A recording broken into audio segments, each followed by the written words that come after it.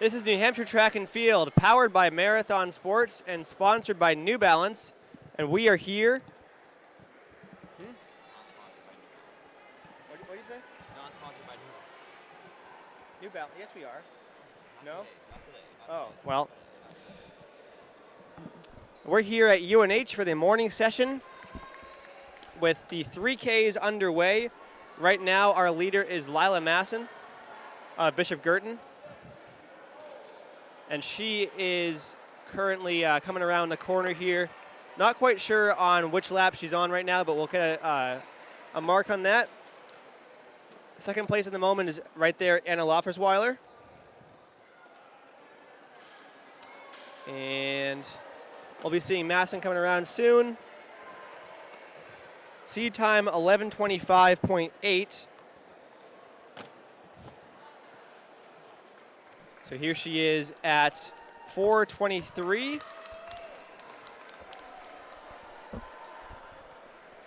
You'll see her around the back stretch there. So probably looking around 6-minute pace for each lap. That would put her right on pace for about 11:15, which is probably a good goal.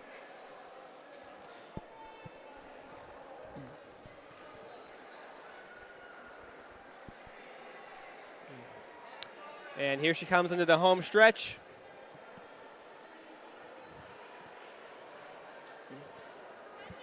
She got 10 laps to go, so that's 1 mile left for her. So that means we are 1,400 down and 1,600 to go. This is a 160-meter track, so it's 10 laps to the mile.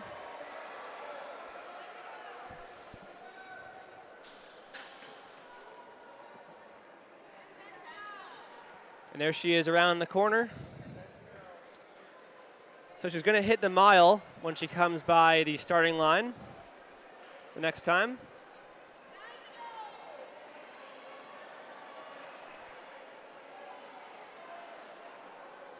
So that white line there, you'll see it says 3,000 next to it. That's 1 mile. She's there in 5:47. That's a great split so far. Loffersweiler right now is coming through the starting line, the finish line. She has 9 to go. All of these girls. Oh, and I'm not hooked up.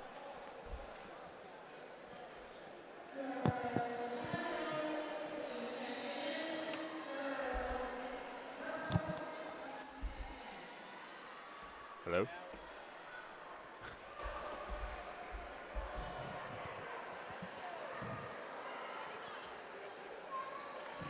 Hold on, I have no idea.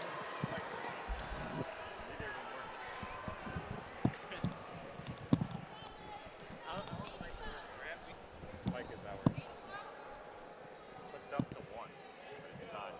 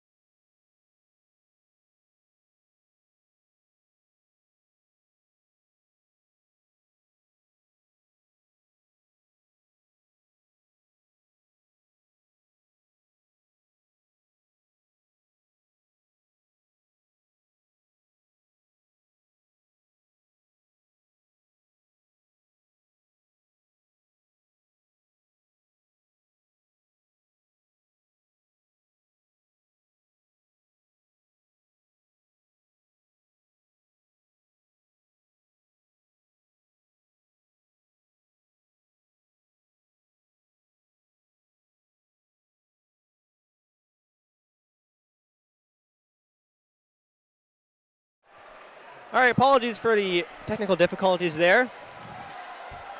We do have Lila Masson in front. Anna Loffersweiler right there from Londonderry is our second place, but she's about to be lapped by Masson, who is coming through with 5 laps to go. It's 800 meters. She's on a pretty good pace right now. Seed time 11:25.8. She should get well under that.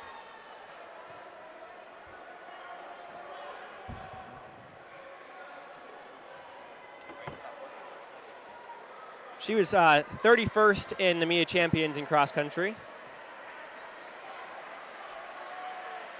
It's definitely experience in the long distance. So a whole pack of people to go around. Once again, Maston of BG, the green school, is in front. 4 laps left.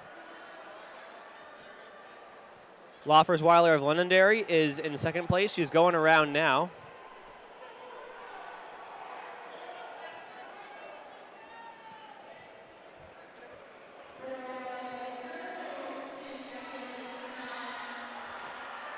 So now officially she does have a lap up on the entire field. Onto the stretch. That's going to be 3 laps to go for Masson.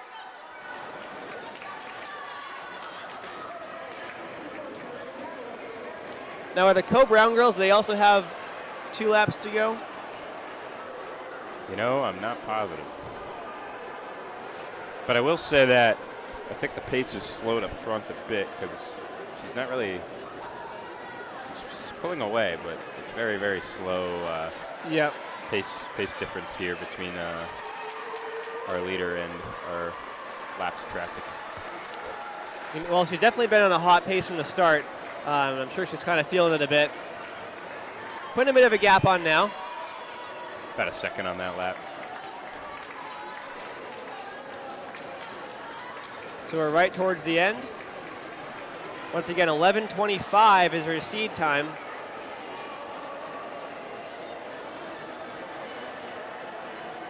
So we're going to hear the bell coming up momentarily.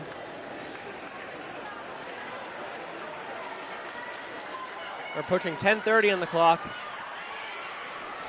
Onto the home stretch. And there's the bell. Final lap. It's a solid run, for sure. Yeah. Oh, she's running really well right now. Should be able to get under 11:20.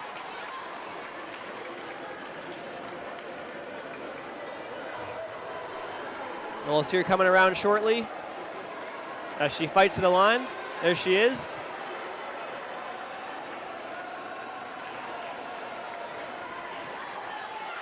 And there we go, home stretch. Going to end up being 11:11. Great run. And I do think this is our fight for second. We've got Loffers-Weiler and They Hill. all got one right there. Yep. So, what do you think about stopping your watch right at the finish line? You know, in track, I don't think it matters that much. I actually never liked wearing a watch in track. I think, especially in indoors, Yeah. maybe not necessary. I suppose it can help with kind of knowing, but at the same time, indoors, you're constantly getting information. So I feel like it's... You do see You see the clock every few laps. Less than every minute. So there's Loffers-Weiler finishing up. And Hill finishes up. So both under 12 minutes. So Hill, a good PR there. All 3 under 12. That is a huge run for Zadakis. She takes off nearly a minute from her seed time. That's pretty good. So a great run on her part. Seems it's a lap to go. I believe that's Ryan of Portsmouth.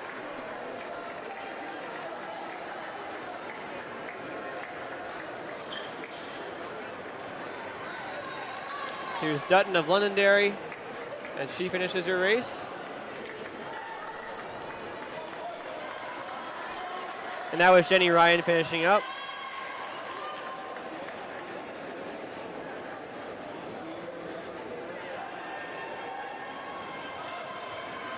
All right, down the stretch, McCormick of Portsmouth, under 12:50.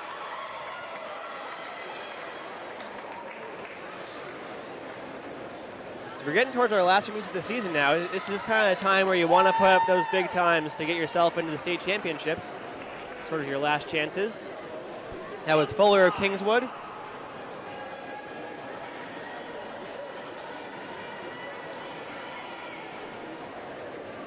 That was Annabelle Smith closing out her race.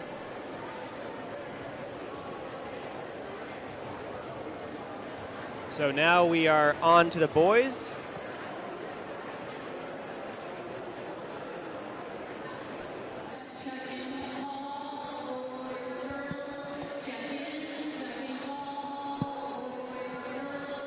Seems we have a red flag on the finish line, so we're not ready to get going yet, but we'll see what happens. We do apologize for technical difficulties on our starting line camera. Get that sorted out as soon as possible. So looking ahead to this boys race, boys 3K. It's going to be a good race, actually. Toomey and Fitzgerald of Londonderry, Cox of Coe-Brown, Larson of Coe-Brown, Ramsey of Londonderry, Steele of Kingswood, Glazer of Coe-Brown, Worcester of Bow, Feminster of Bishop Girton, Desrochers of Winnisquam, Pinard of Kingswood, Lamaris of Londonderry, Beckman of Coe-Brown,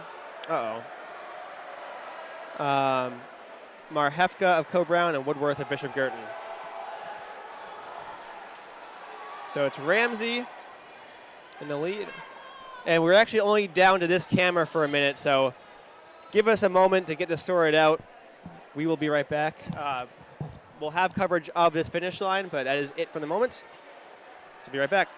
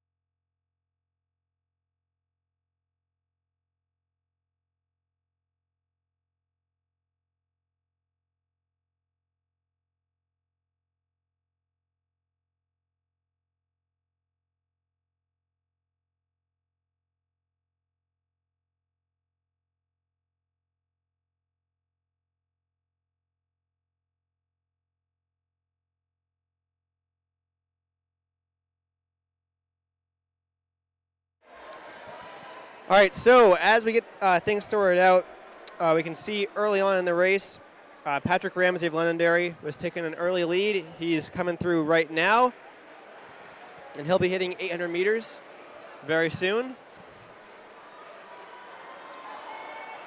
So he's going to end up being around 220.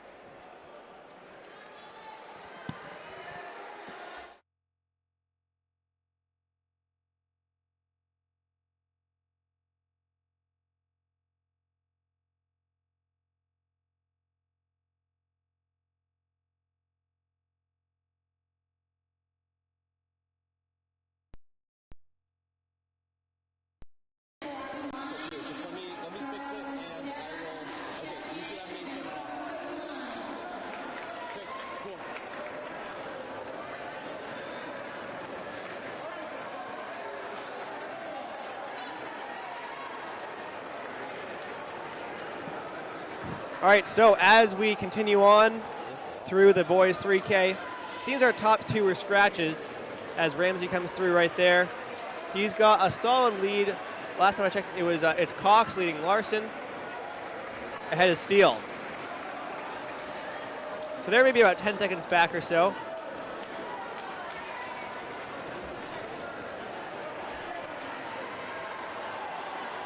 There's Ramsey coming through.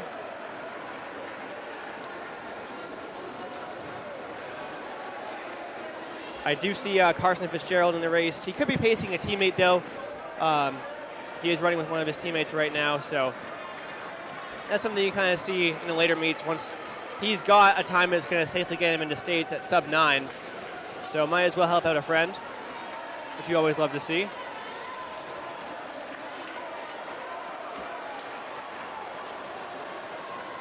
As Patrick Ramsey is continuing to make his way around the track.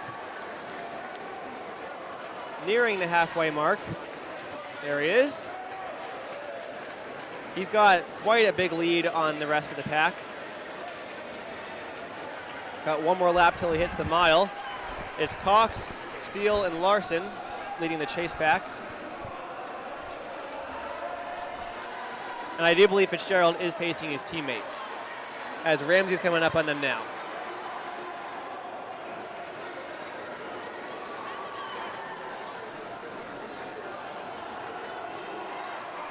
So 9 laps left. He's going to be coming up to the mile. I'll let you know what the split is. Looks like he was around 4:51. Pretty quick. These guys right here should end up being... Just over 5. Yep. And there he is. Still chasing down his 2 teammates. 5:03. 5:03, that's pretty good. That puts them right on pace for around maybe a 9:27 or so. There goes a Steele, I think, right? Steele's trying to pull away from those guys. Yep, he's now in second place. I noticed that the Co-Brown boys got out really aggressive, and then he kind of caught up, so I'm not surprised to see this happening. Hopefully they can well, Ramsey lock got out on. really aggressive. Yes, he did. So there he is now on his teammates.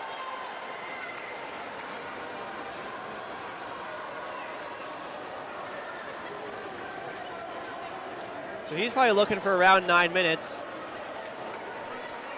Goes around those guys now. There's Steele making a bit of a gap on Cox. He'll be over 9, I think, but maybe like 9:10. Cox and Larson there. Kind of trailing behind. I'm sure they're working together. There's Gus Glazer coming through.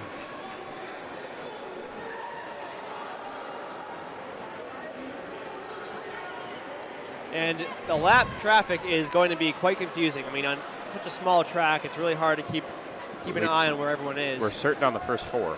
Definitely, yeah. It's Steele, you know, honestly, I would say he's making a bit of ground on Ramsey. I would definitely agree. I don't think. I think if I were the Co-Brown boys, I would have went out a little calmer and sat behind Steele, but yeah, just me.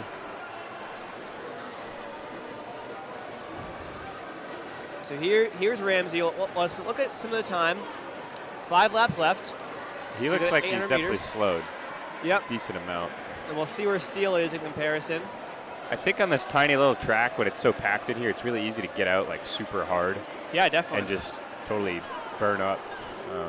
I think we see that a lot. It might be happening to 3 of our top 4 athletes right now. So. Well, I mean, Ramsey lapped his teammates, but he didn't really put up any gap on them. That's He's what I'm still saying. with them, yeah. Yeah. There's Steele right now. So here he comes through with 4 laps to go. And here's Steele on the Steele's stretch catching now. him for sure. I would say 9 seconds maybe is the gap. I don't know if Steele has enough real estate, but he looks way better and he's moving way faster. Yeah, it could be an interesting last few 100 meters. Let's check out this next split here, and we'll see how much ground he's making up. Yep. So there's Ramsey around the corner. There's Steele coming around now. Ramsey comes through with 3 laps left. 7:54. There's Steele on the stretch. I'm sure he knows he's catching up to him. So yeah, he's 6 seconds, 7 seconds.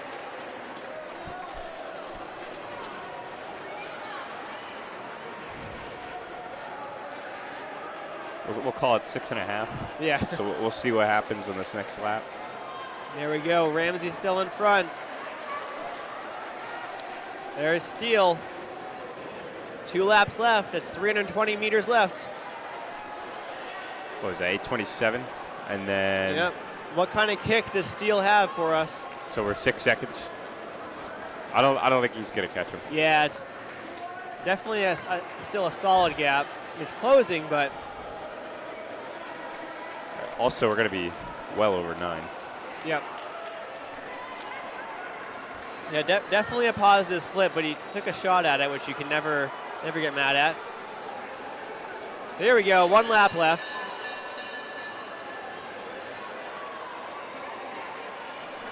There's Steele passing the goes. inside.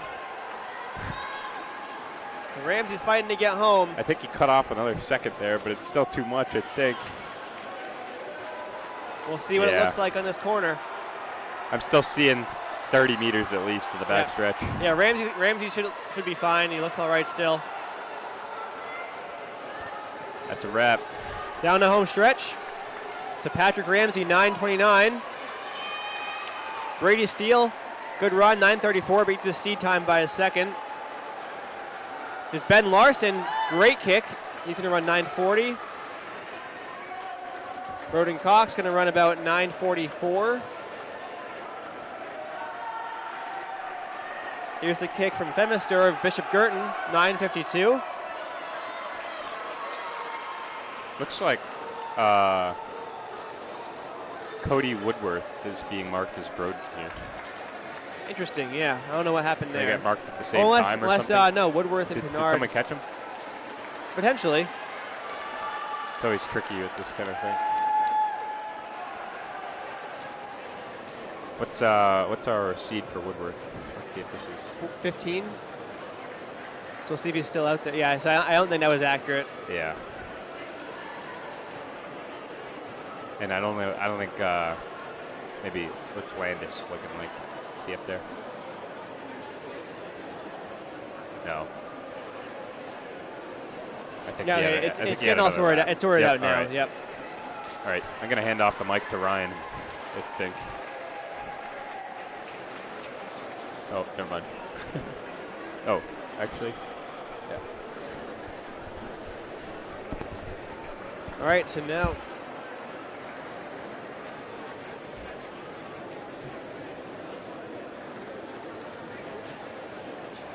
we're moving on to our next events.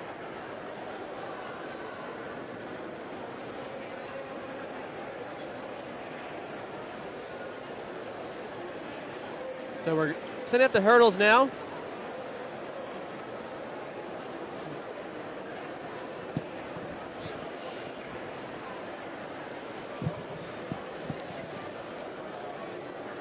So we've got our first hurdlers set up.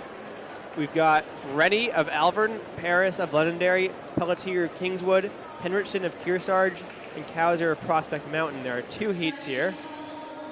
Sorry, 3 heats.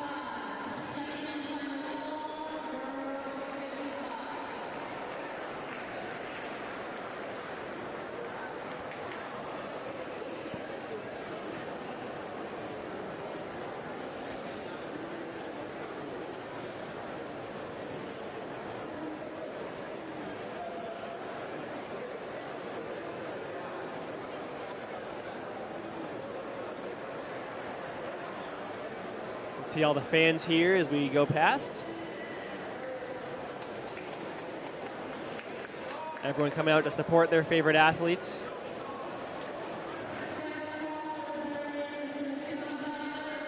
And there's Bob, our starter. Always doing a great job.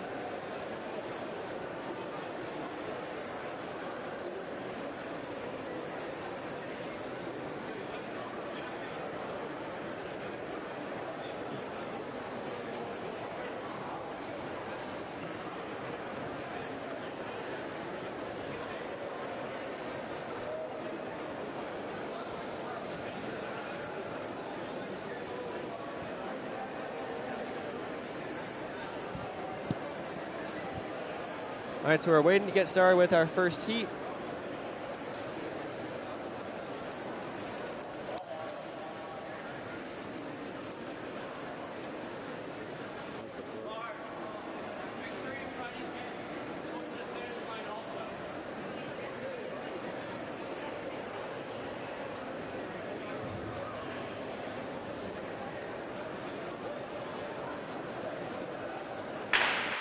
There we go.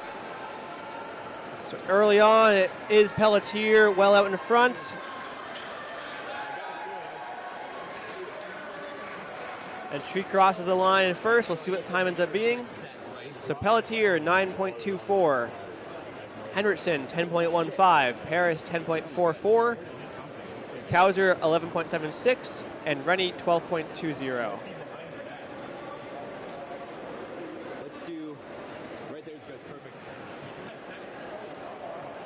Next heat is going to be Flag of Bow, Sherland of Coe-Brown, Perkins of Portsmouth, and Junt of Kearsarge. Sherland's our top seed.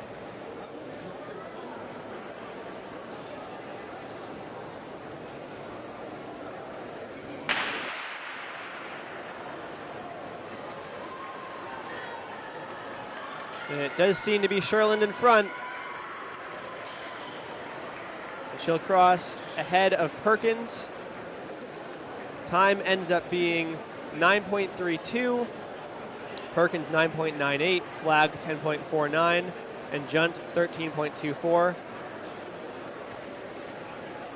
As we now have hurdle expert Davio DeLuca on the mic here to give us some insight. Oh yes, hurdle expert, of course. I've run the hurdles one time. Oh, well, that's more than I thought you did. Yep. All right, Heat 3 is going to be Ackerley of Kingswood, Flynn of Portsmouth, Powers of Bishop Girton, and Brubaker of Alvern.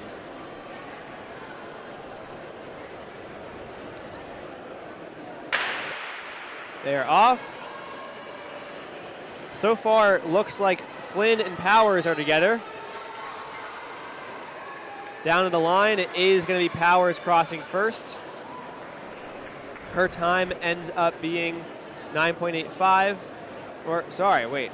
Yeah, Powers, 9.85. 11.11 for Flynn. Ackerley, 12.01. Brubaker, 12.40.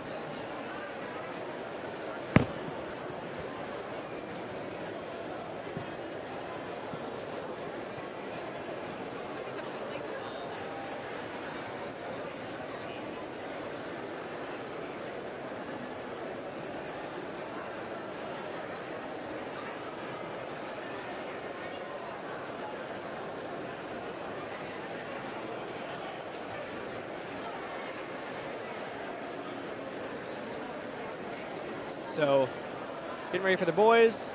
We're going to need to adjust our hurdles.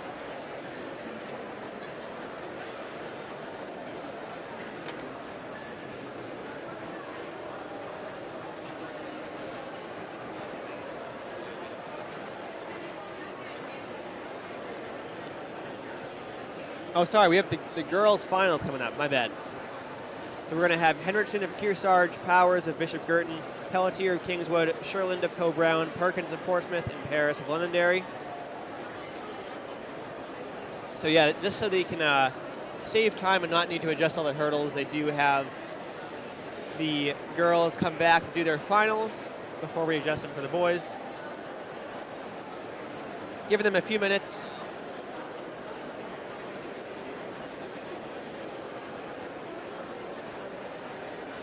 So here are the girls getting ready to go for their final.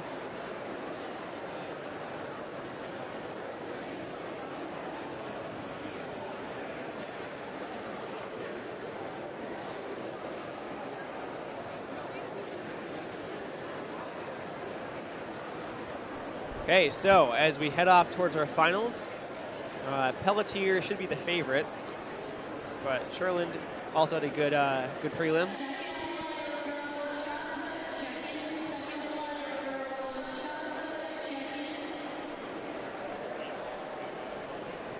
First command has been given. They're getting into the blocks.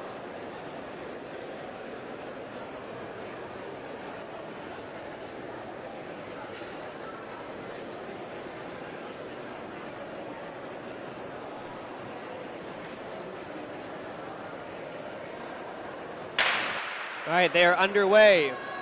So far, Sherland's in front. So yeah, she's actually got a good lead. And she's going to hold on over Pelletier just barely.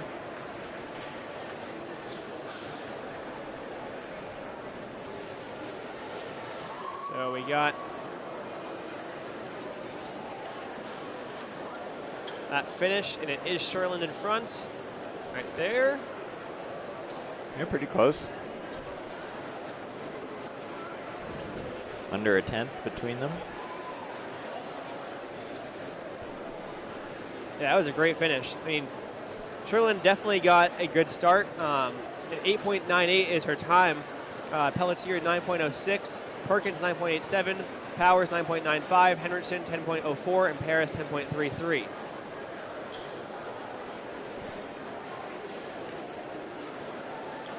And that's going to be under 9 minutes for the first time at least this season for Sherland, which you love to see. As we move on to the boys, we only have one heat of boys. We got Ogden of Londonderry, Beckman of Co-Brown, Moran of Portsmouth, Meehan of Prospect Mountain, and Ricart of Conval. essentially our final. Yeah, so this will serve as the final. There won't be a. Oh wait, second. sorry, no, it's my bad. But there are Oh. three heats. I don't know what happened there. Okay, so this will not serve It as our will final. not be our final. Tyler is feeding us incorrect information. Moran of Portsmouth is definitely the favorite to win this one.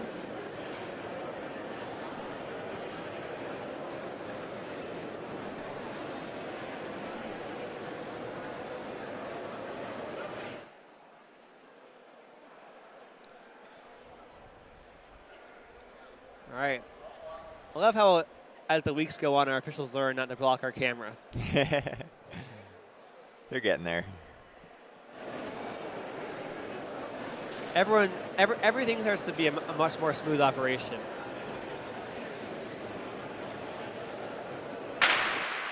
So here's our first heat of the boys. Moran is definitely out in front. And he will cross the line.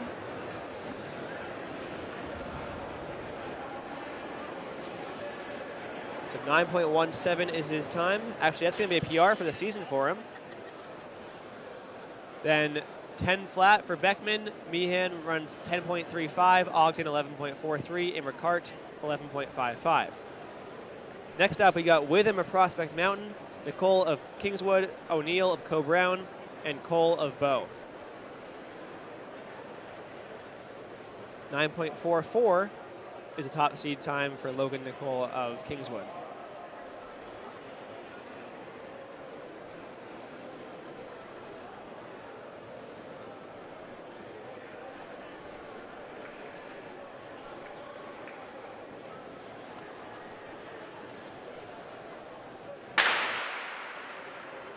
Very early on, Nicole does have the lead, and he's extending that over O'Neill.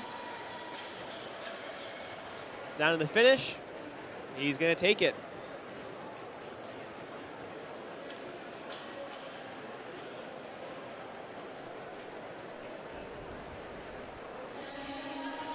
So 9.68 for Nicole, 10.3 for O'Neill, 11.03 for Cole, and unclear on the last one. Furness of John Stark, Clow of Bow, Domain of Kingswood, Whitmore of Winnisquam make up our final heat. Reminder, 6 guys will make the finals. We're already getting ready to go.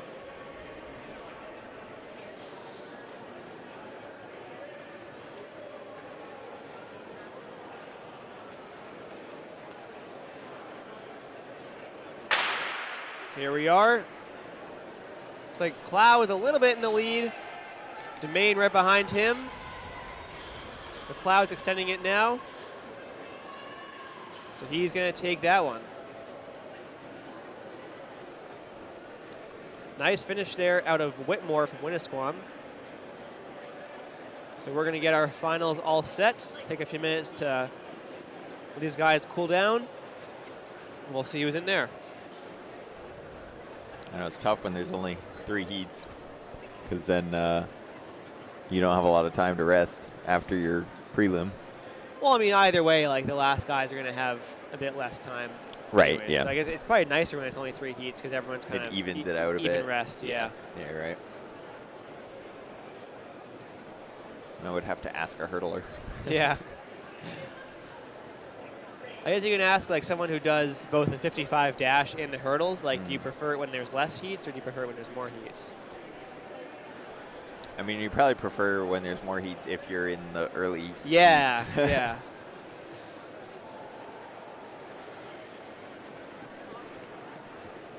Ideally, there's 1 heat. Yeah, you just run.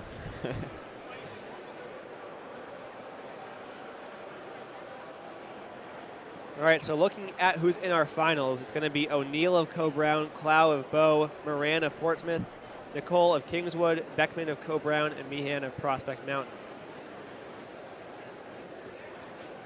So Moran, 9.17, our top time. Nicole, 9.68, is looking to challenge him. But half a second, you know, it's a hurdle, so anything can happen, but that's a good lead. Pretty good gap, yeah.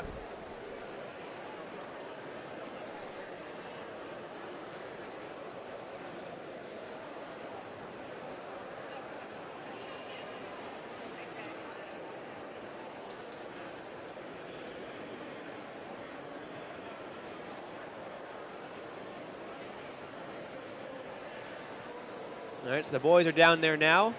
And they got their new hip numbers on. Yep. Pretty sure I saw one of the Co-Brown kids in the 3K have his hip number upside down. It's possible.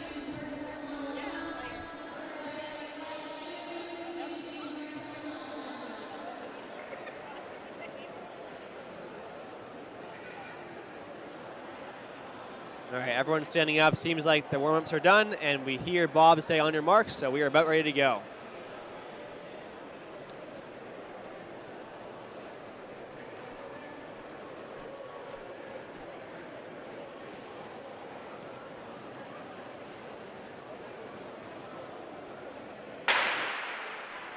They're off. Moran in the lead to start. But hey, Nicole is not far away, but Moran's starting to pull away now. And he's going to take the victory. Nicole in jump. second, Clow in third. So the time ends up being 8.91. Hey, not bad for Moran. Let's see if how it compares to his seed time. So yeah, that's actually a huge run for him.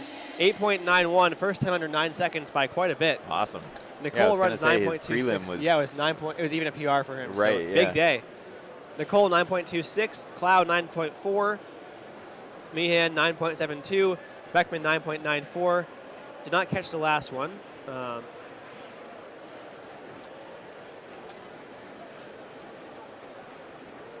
sorry, maybe Meehan 10.35.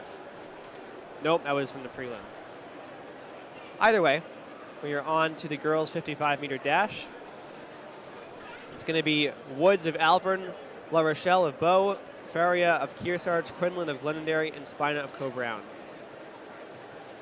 Faria a 7.53 for her seat time.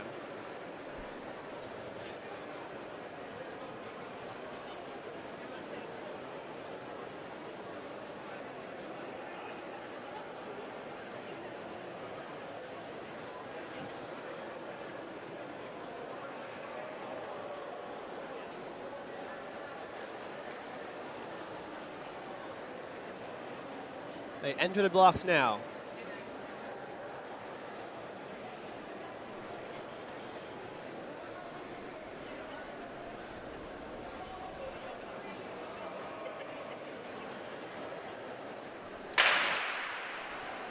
There we go. Faria, as expected, out to an early lead and a late lead as well because she's going to take that win. Yeah, not a huge surprise there. Nope, definitely not. She's having quite a good season. Quinlan and La Rochelle are going to be next up. So it's 7.78 for Faria. Quinlan runs 8.19. La Rochelle 8.25. Spina 8.58. And Woods 9.06.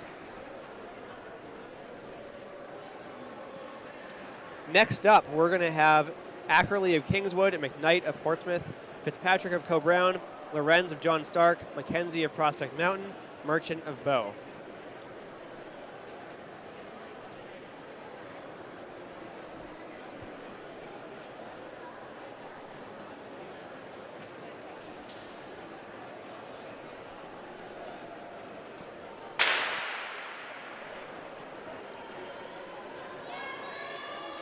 There we go. It is Fitzpatrick out front. She's going to take the win there.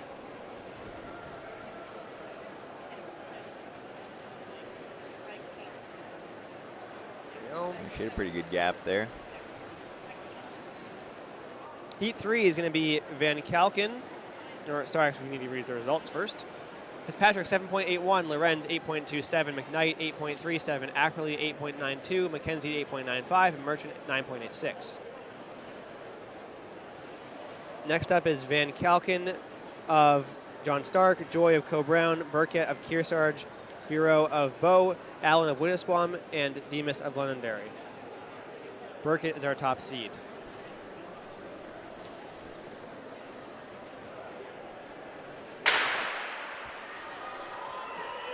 So early on, Burkett is pulling away from the pack. Ooh, stumble there. I don't know what happened. Well, hopefully everything's all right.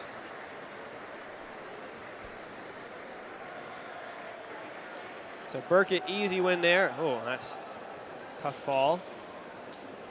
Usually you see that in the hurdles, but not in the sprints. Just 1 or 2 more steps, she would have made it. Yeah.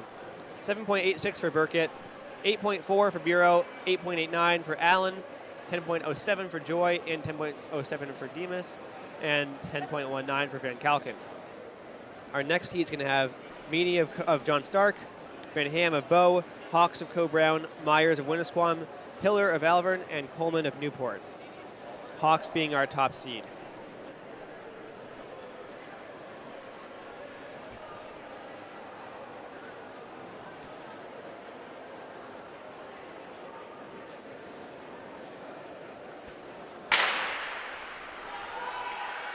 There we go. Hawks is out to an early start. She crosses the line. Looks like Myers was in second place with Van Ham finishing third. 7.84 for Hawks. Myers 8.4. Van Ham 8.52. Hiller 8.62. Meany 9.36. And Coleman 9.66. Heat 5 has Polini of Co-Brown, Smith of John Stark, McCarthy of Bishop Girton, Baroda of Londonderry, Ingham of Kingswood, Pham of Winnisquam.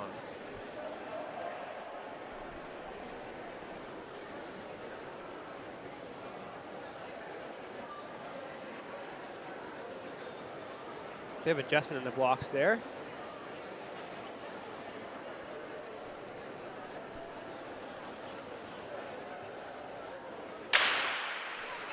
There's only 5 are in here. Tight finish at the line. I think it was Baroda who got that. Oh, Let's see. really Wow. close. Yep, she barely got it over McCarthy at Bishop Girton. So 8 flat to 8.03.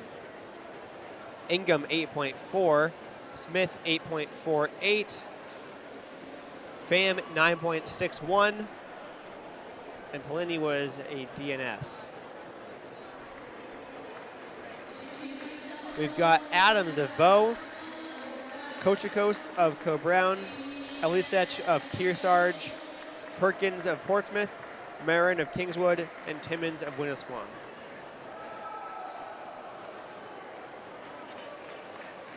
$7.94 for Elisech.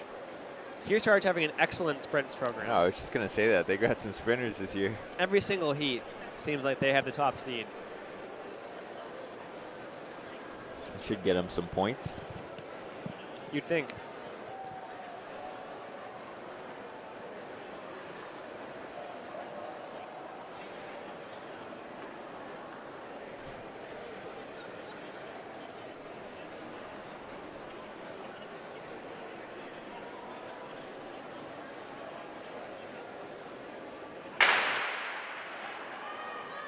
All right, so early on, she's actually not in the lead yet, but she takes the lead now. And that is going to be Elisech, who crosses the line first. Yeah, and then I think Perkins next, and Kachukis. Yep, so 8.06 for Elisech, 8.25 for Perkins, Kochikos, 8.29, Marin, 8.55, Adams, 8.71, and Timmins, 9.76.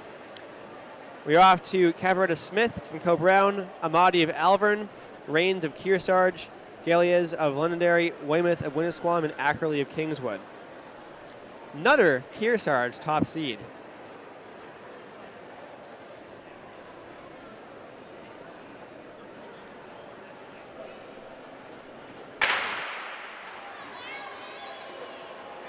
All right, it's actually Galias, but now Rains moves into the front, and Rains is going to cross first.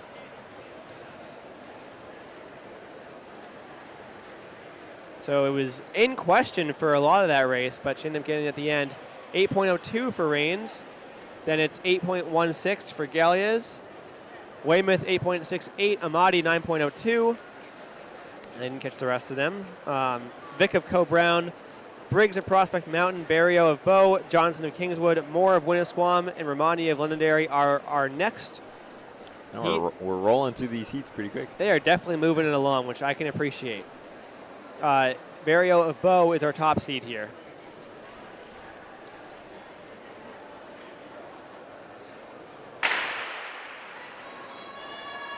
So it seems like Johnson and Kingswood got the better start. Yeah, she was out of the blocks real fast. Yep, so she's going to hold on for the win there. That's probably what won that race for her. She had an excellent start. Yeah, incredible. At the finish there, Barrio in second, so 8.16 to 8.25. Briggs was 8.51, Moore 8.79, and Vic was next, followed by Armani.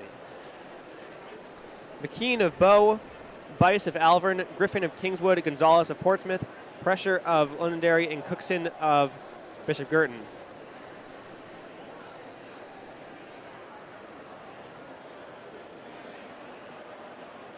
Seems to be our final heat.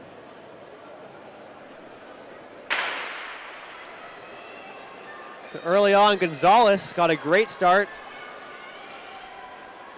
And she's going to hang on over Griffin. Yeah, Griffin catching a little bit towards the end, but Kind of the same thing as our last heat. Those two had a seed time of .01 separated, so that was not surprising. They were pretty close. So it was Gonzalez 8.09, Griffin 8.27, Bice 8.68, Pressure 8.74, Cookson 9.47, and McKean 9.85. so that'll wrap up the girls' prelims. On to the boys. We got Hooper of Newport, Townsend of Bishop Girton, Buxton of Bow, Cervantes of Londonderry, and Whitaker of Conval. So we're going to have all the boys' prelims before the girls' finals. Seems we are missing Whitaker of Conval. Buxton of Bow is our top seed at 6.55.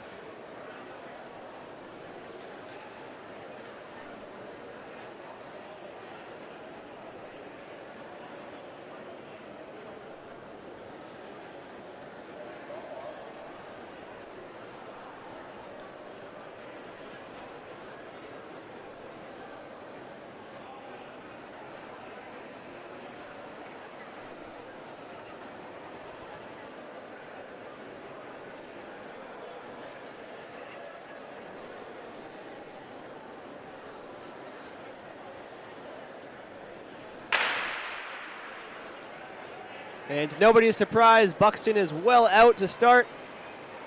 He's going to cross that line. See what the time ends up being.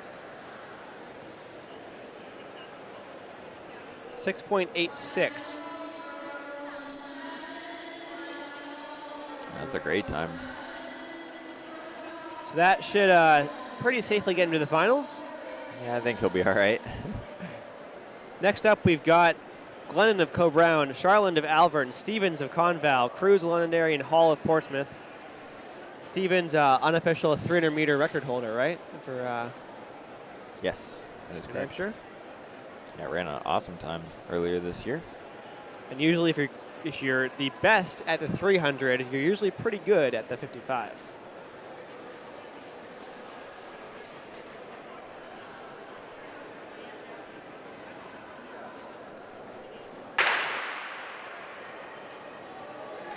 Hey, it's not that big of a lead.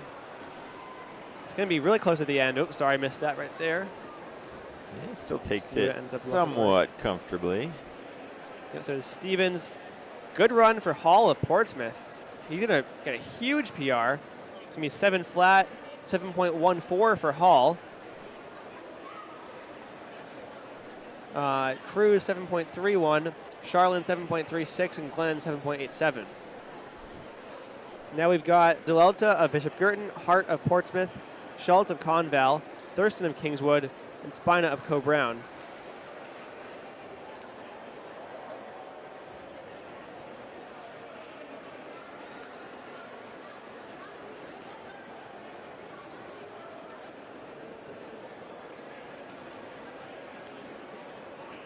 So Hart coming down from the 800 for this one.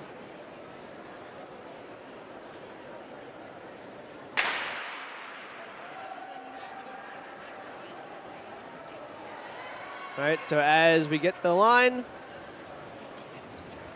pretty clear victory. It wasn't huge, but Schultz did get that Thurston and Hart. So 6.86 for Schultz. It's going to be 7.08 for Thurston, Hart 7.20, 7.33 for Spina, and Zuelta 8 flat. Next heat's going to be Slayton of Bow, Grzybowski of Cobrown, Scully of Kingswood, Teeter of Londonderry, Hannum of Newport, Scully being our top seed.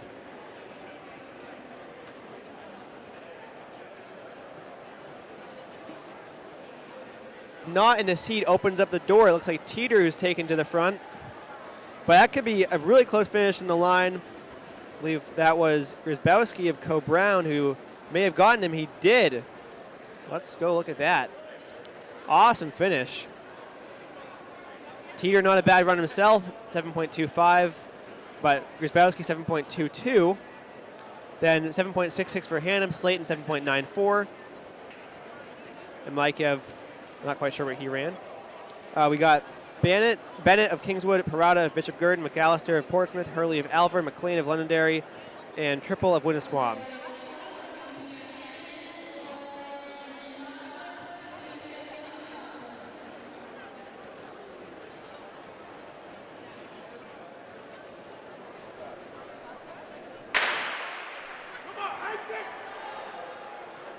All right, looks like McAllister running well. Company from Hurley. Oh, another fall. That was a hard fall right there. Hopefully everyone's all right. Yeah, a couple stumbles in the dash. Yeah, kind of crazy. Somewhat surprising. I think that one was on a lean. Yep, so that was a good kind of fall. Look at that. Woo. Yeah, probably didn't slow him down too much. Nope. Maybe a couple hundredths he lost, but. McAllister runs 7 flats. 7.19 for Hurley. Parada 7.58. McLean 7.68. Bennett 7.94. Triple 9.66. If you're going to fall across the line. Yeah. Smith of Londonderry, Vance of Portsmouth, Nicole of Kingswood, Newick of Cobrown, Santos of Alvern, and Carignan of Prospect Mountain.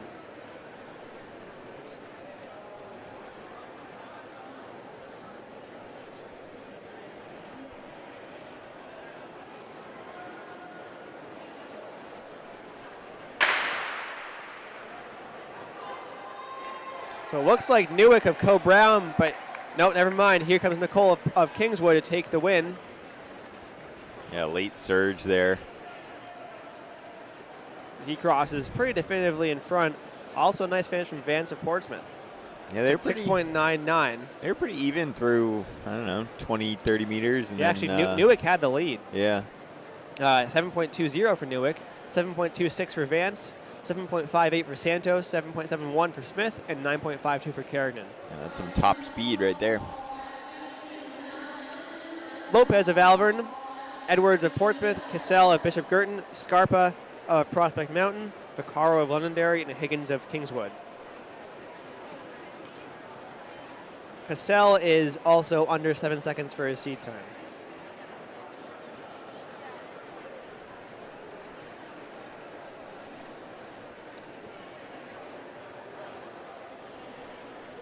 Seems that Cassell wasn't happy with something, so we called for the starter. Good call on him, making sure that he could get that taken care of.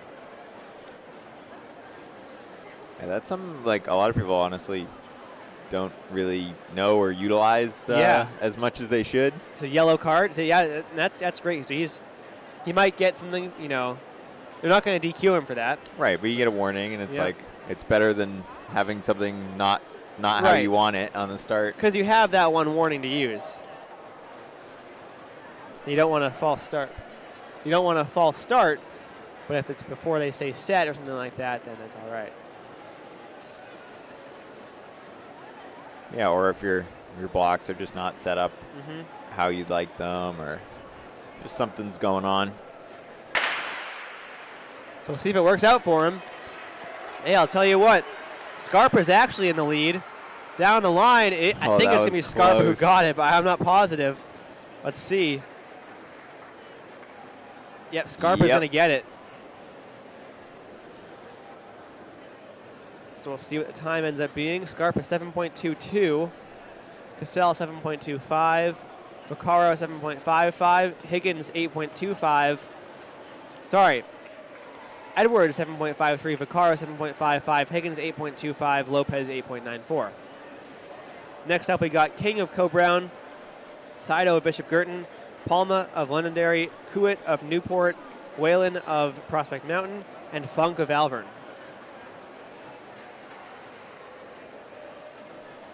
This is the 8th of 10 heats.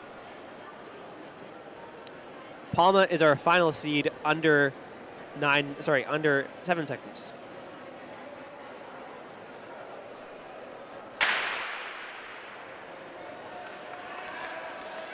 And I think Palma has the lead, but it's not guaranteed. He had a good challenge, I believe, from Saito. That was probably our closest heat yet. Actually, great finish from all 4 of those guys, as we had, I believe, Kuit and Whalen out in the outer lanes. Sorry, Yep, just hasn't Kuit popped up and yet. King. 7.17 for Palma, 7.24 for Saito, 7.38 for Kuit, 7.40 for Whalen, 7.93 for King, and 8.28 for Funk. Yeah, so 4 guys right around 2/10 separating them. So next up, we've got Ferguson of Kingswood, O'Neill of Co-Brown, Landmesser of Alvern, Biddle of Portsmouth, Height of Bishop Girton, and St. Ange of John Stark.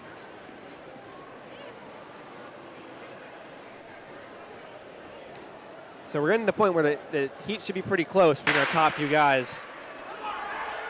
It's like Landmesser, Biddle's right there. Cross the line, it looks like it's going to be Biddle who takes it. And he does.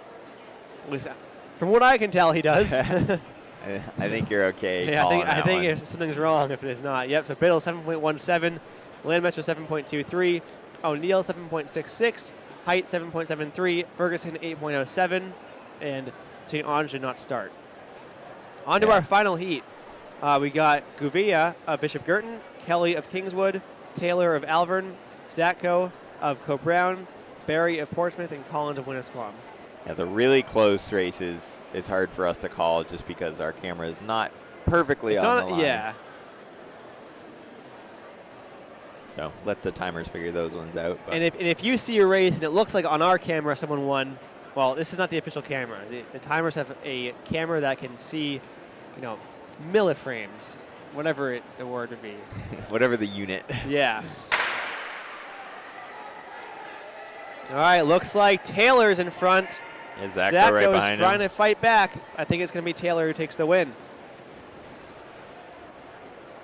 Yep, I couldn't quite get on the line there, but looks like it was Taylor who got the win there, and at 7.08 for his time. He has a pretty good time for these later heats. 7.15 for Zatko, Kelly 7.41, Barry 7.47, Gouveia 8.42, and Collins 8.5. So now off to the finals. First up, the girls 55 finals. We got Barode of Londonderry, Hawks of Co-Brown, Faria of Kearsarge, our top seed, Fitzpatrick of Co-Brown, Burkett of Kearsarge, and Rains of Kearsarge.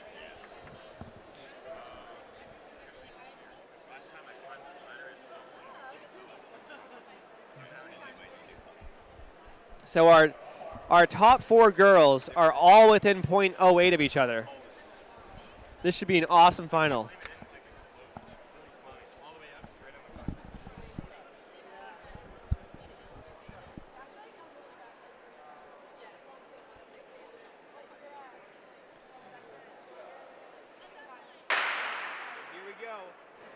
Faria's the favorite. Fitzpatrick's right there, and also on the outside it's going to be Burkett.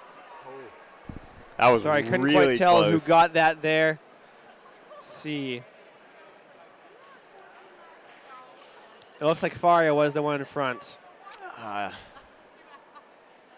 Then it was probably Fitzpatrick. So, yeah, Faria, 7.68. 100th Fitzpatrick, between them. 7.69. Awesome race. Hawk, 7.78.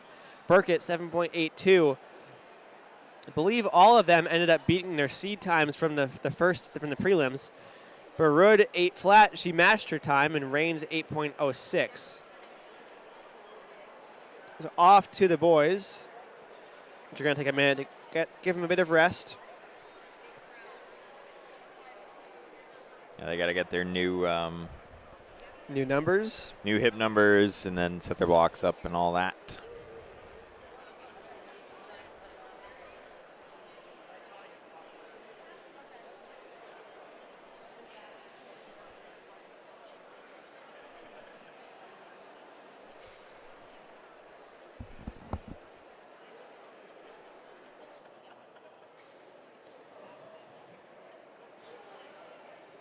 So looking ahead to our finals, we're going to have McAllister of Portsmouth, Nicole of Kingswood, Buxton of Bow, Schultz of Conval, Stevens of Conval, and Thurston of Kingswood.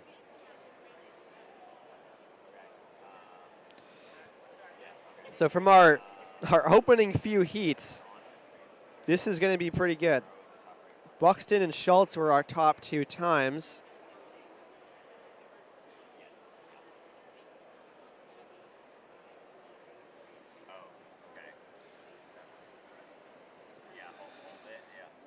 So Buxton lane 3, Schultz lane 4.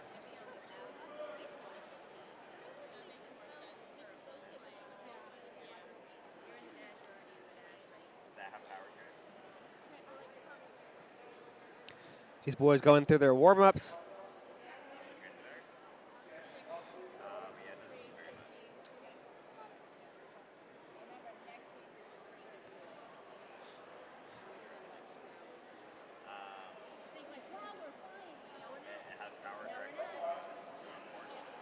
There we go. On your mark has been said. Time for our finals. Look at Buxton in lane 3, Schultz in lane 4. Maybe a surprise from Stevens in lane 5.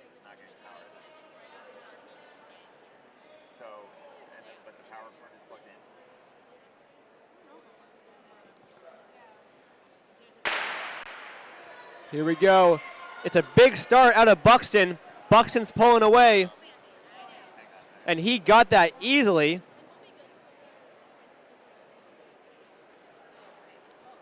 Looks like second place may have been Stevens on the outside. Yeah, 6.83. So 6.868 for Buxton, 6.83 for Stevens, 6.85 for Schultz, Nicole 6.97, McAllister 7.05.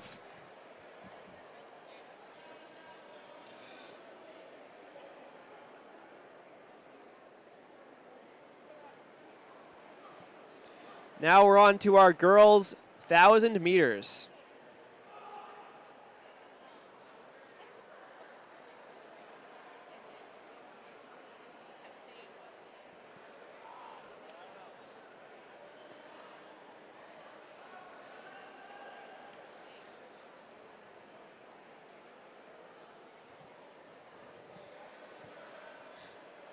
So we can see the start right there.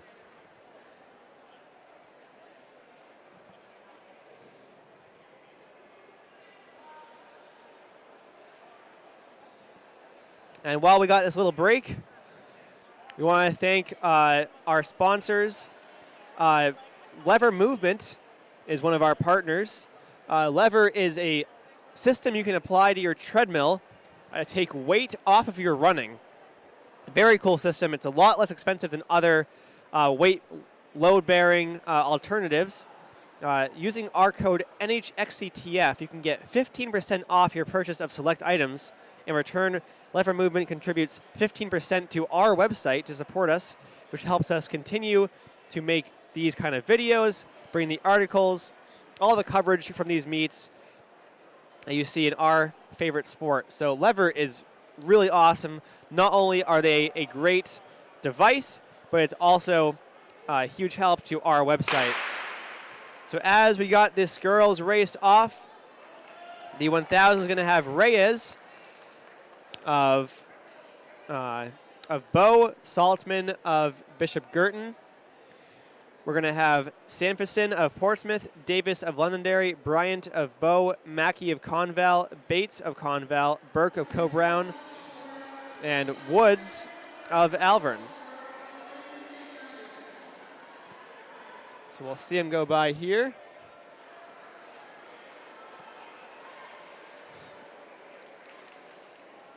Looks like early on it is Reyes of Bow who's taken the lead.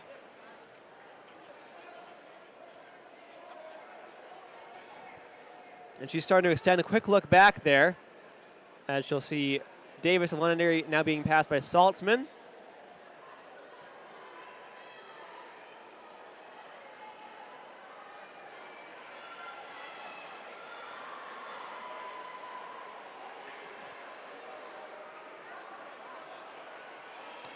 There she is.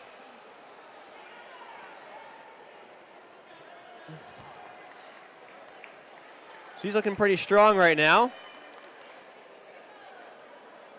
Next up behind her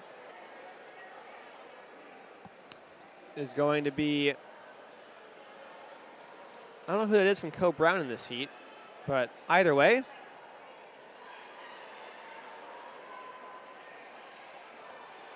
Oh, sorry, wait, yeah.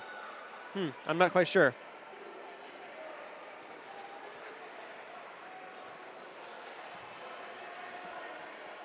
But Marissa Reyes continues her lead as she comes to the back corner. Continues building her lead. That's going to be Saltzman of Bishop Girton. Then Sampson of Portsmouth, Burke of Co Brown.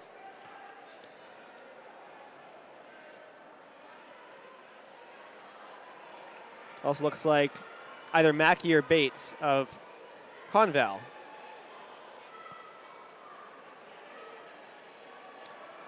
She comes by the starting line again. She's going to have 2 laps to go.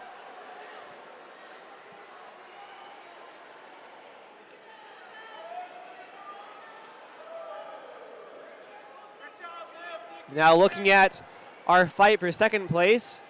That is, so actually, Saltzman's now in second place. Sanford made a move around her. Saltzman on her shoulder. We've got Sarah Mackey and Olivia Burke.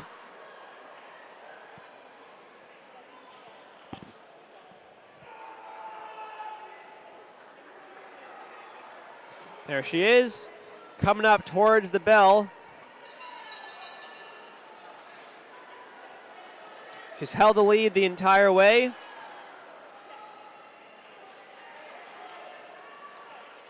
Looks back. Don't look back. You got the win. Go get him. Actually, they are coming up on her, I'll be honest. Saltzman's closing. Sanford's closing. Sanford's going around now. We'll see what it looks like on the corner. Can Reyes hold on?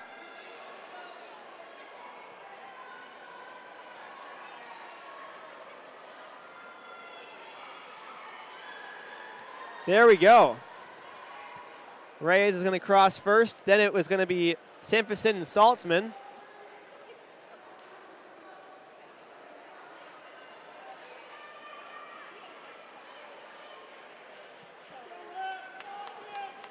Next up is Olivia Burke. Then we've got Aubrey Davis. Berkeley Bates. And Avery Woods. And it's Reyes 352.54, Sampson 356.35, Saltzman 356.5, Mackey 4 flat .71, Burke 411.66, Davis 417.28. Bates 422.61. And there's the start of our next heat. We're going to have Bice of Alvern. It's going to be Parrott of Portsmouth, Edwards of Portsmouth, Baker of Prospect Mountain, Califf of Co-Brown, Ballantyne of Alvern, Barnard of John Stark, and Ingham of Kingswood.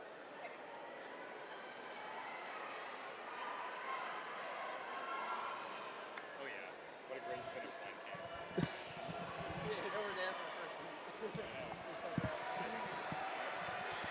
Did you like the camera? All right. Me walking around with it? All right, so on to the stretch. We'll see who our leaders are. The 2 Alvern girls are in front. That's going to be Bice and Ballantyne. now we see a nice move from, I believe that was Edwards of Portsmouth.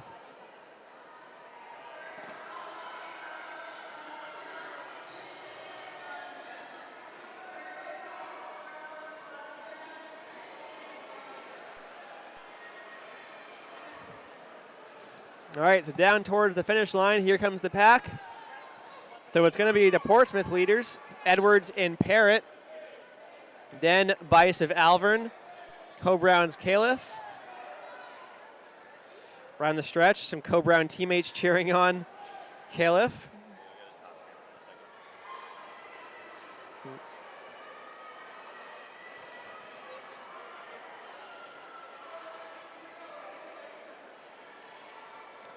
All right, now on to the home stretch. You're going to have 3 laps to go, I believe. Yep. So it's still Edwards, Parrott, Bice, Califf. Barnard's moving up. Then it's going to be Ballantyne and Ingham. And there they go around the back stretch.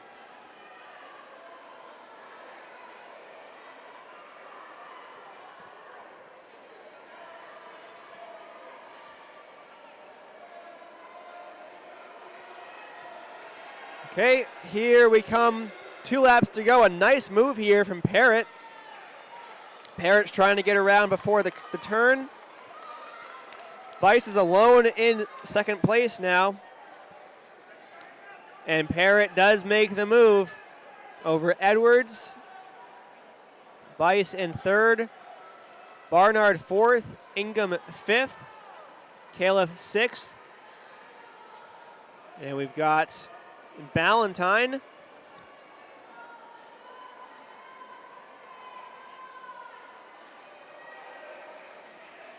On the stretch. So here is Campbell Parrott moving into the lead. On this last corner, she extended her lead, but now Edwards is coming back. We'll see how this last lap turns out. Coming over in third. A nice move there. Ingham is now in third over Bice. And eyes on the home stretch. Here come the leaders in Heat 2. It's going to be a great kick finish. That's Parrott across the line first, followed by Edwards. Nice finish for Ingham over Bice. Here's Barnard.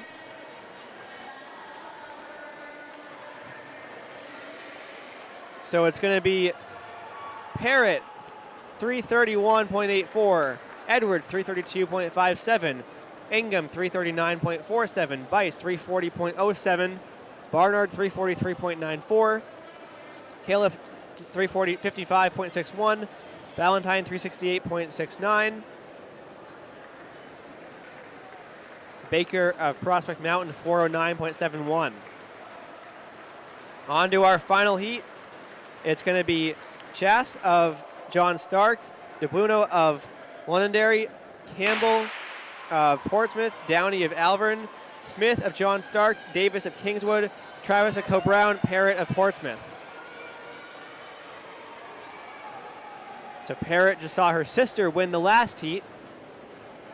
That's Campbell in the lead to start.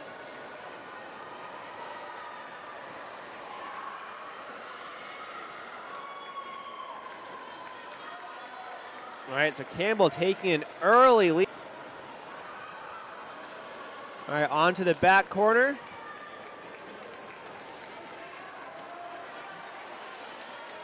Seems like one of the John Stark runners is trying to bridge that gap. So right now it is Campbell, followed by Chas, then Smith, then it's Travis. Definitely spread out at the top. We got Downey in there as well. What did I miss, Tyler? You missed a good battle between those 2 Portsmouth girls in that last heat. That was pretty exciting. And they got their teammate Campbell now in the front, trying to win the final heat. But she's got a good challenge from Anna Chas. and Nora Smith. And actually, we see Kelsey Davis trying to move around Smith now into third place. We've got Co-Brown's Travis in fifth.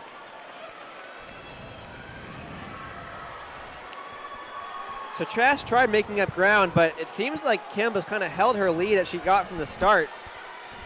Going to have 2 laps to go now. So Campbell's got a challenge. Davis is coming up now, and Davis has her eyes set on the back of Campbell, and she might go flying around here. So she came from back in the pack, and now she is making the move. I imagine she made the move. We'll see her on our camera in just a second. Coming around the back stretch. Kelsey Davis, a huge lead now. Started her kick 2 laps out, and she is going to be coming down the home stretch here. Got 1 lap to go. Looking really strong, pumping the arms, eyes ahead. Kelsey Campbell took the lead from the start. Not a bad run for her either.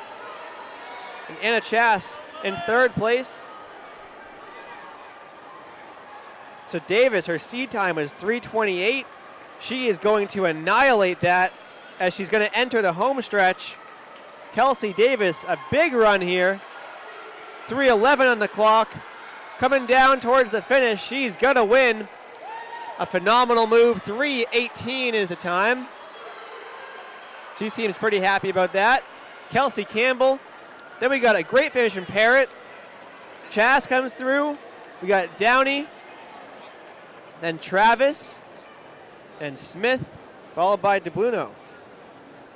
So Davis, 317.74. Campbell, 321.48. Parrott, 326.55. Chass, 328.66. Downey, 330.14. Travis, 332.49. Smith, 333.91. And DeBluno, 334.76.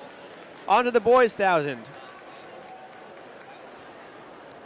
So it's going to be Griffith of Alvern, Goodridge of Co-Brown, Kraft of Londonderry, Jurassitis of Londonderry, Errol of, give me 1 second here. Errol of John Stark, then Corona of Co-Brown, Ricart of Conval, Witham of Prospect Mountain, and Belcourt of Conval. So we'll see who wants the early lead here. Looks like Goodridge and Griffith. To come around the back, those two are in the lead. Looks like maybe Errol of John Stark is behind them. Top seed time here, 3:05. Right, onto the stretch. Here comes the move from Griffith to take the lead, but no, Goodridge holds him off. Around the corner, and now Griffith falls back into second place. Errol is kind of hanging out in third. Got the 2 Londonderry guys, Kraft and Jurasis. Those 2 are in 4th and 5th. So now Goodridge trying to make a small gap. He might be building on Griffith, but Griffith's kind of hanging right in there. Hanging in lane 1, it's the place to be if you want to put up a good time. Errol is in third by himself. And once again, it is Kraft and Jurassitis. And these 5 have certainly pulled away from the pack. As there is Goodridge continuing to lead. Might be pulling away ever so slightly. He's got a gap now on Griffith. It's hard to make up. We got 2 laps to go. Griffith now around the corner. Sorry, that's Goodridge around the corner. Griffith right behind him. Then Errol trying to get around the lap runner and the 2 Londonderry guys. There's Goodridge. The lead's even bigger now. But the last lap, anything can happen. So we'll see here. Goodridge, 1 to go. He's got the lead. Pulling away now. He's ahead of Griffith. Look at him there, 2:35 on the clock. 3:05 is a top seed time in this heat. His seed time is 3:07.03. So he should beat that pretty comfortably. Goodridge coming around the last corner, 2:50 on the clock as he enters the home stretch. There we go, a great run, Jack Goodridge. Gonna go under 3 minutes. Awesome job. Griffith fighting for around 3:02, another good run for him. And a nice finish for Connor Kraft. He runs 3:08, right at the line. It looks like Jurassic Scott Arell. So looking at our results, it's gonna be Goodridge 257.92, Griffith 3:02.44, Kraft 3:09.2, Jurassitis 3:09.74, Arell 3:09.82. Next up is Conval's Ricart finishing up right there. He's 3:28.8.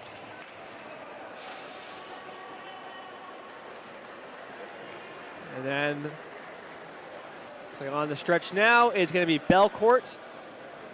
He's going to run 3:43.72, holding off Witham of Prospect Mountain at 3:45.46. On to our second and final heat. We got Thurston of Kingswood, Leader of Portsmouth, Gainey of Londonderry, O'Leary of Alvern, Robles of Londonderry, Kohler of Bishop Girton, Wright of Kingswood, Baker of Cobrown, and Godbout of Londonderry. So right away, Evan Thurston is taken to the front. Joey Gainey's right behind him. As we have people crossing the tracks, they better get out of the way because they've got the boys flying through here in 1,000. Thurston already in front. 2:50 is his seed time. And I believe that was Gainey in. Yep, that was Gainey in third or second just a minute ago. But now Robles moves into second place. So it's Thurston, then Robles, Gainey, then Kohler was behind him. So here they come around the back corner. And Robles is right on the back of Thurston. And Gainey is going with his teammate. Here they come. Kohler's right there. We got O'Leary of Alvern. And that's Thurston continuing to lead. He's led from the start. Got out hard and just trying to maintain. He's got Cash Robles, who actually makes the move now. So Robles is in front. He makes his way down. We'll see if Gainey can try to go around as well. So Robles now with the lead over Thurston, over Gainey.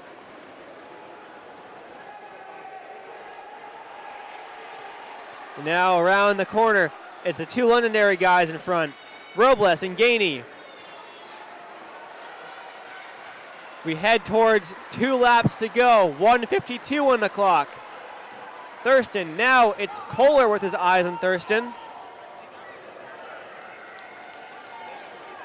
So Robles, Gainey, those two have gotten away. So it might be a Lancer battle to the finish. So we're going to hit the bell as they come down here. They enter the home stretch for the penultimate time. It's Cash Robles in the lead over Joey Gainey. Third place, Evan Thurston. Around the corner. And Robles going to be eyeing down a great time here. We're going to see 2:40 on the clock. Watch for Gainey on the home stretch. Gainey is gaining. The fight to the line. Who's going to get there first? Robles holds him off. The two teammates with a great run under 2:50. They're going to be happy with that. It was Thurston, then Kohler, followed by Leader.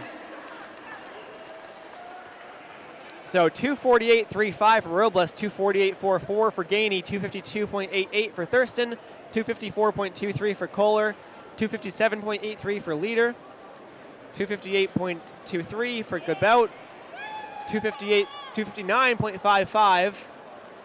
That was for Wright, O'Leary, 2:59.56, 2:59.69 for Baker. So off to the girls' 600.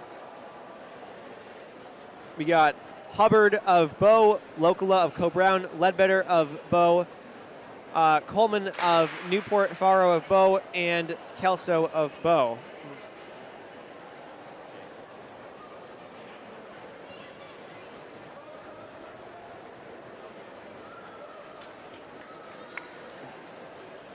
Looks like Coleman is off to the early lead in the 600.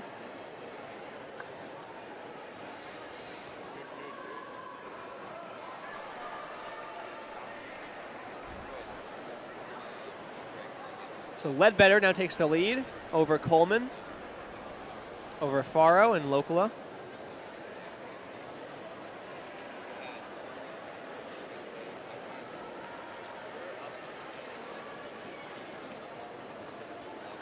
All right, now Ledbetter's trying to pull away.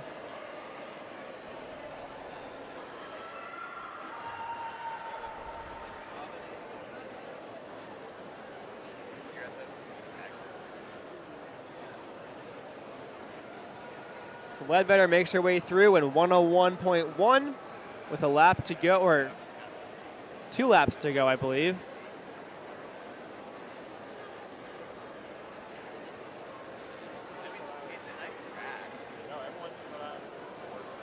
Top seed time is 2:13 flat. Ledbetter has a time of 2:20.85. Her teammate Faro is right behind her.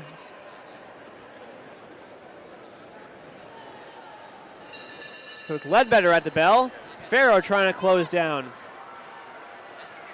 She got Lokala right behind her as well, around the corner.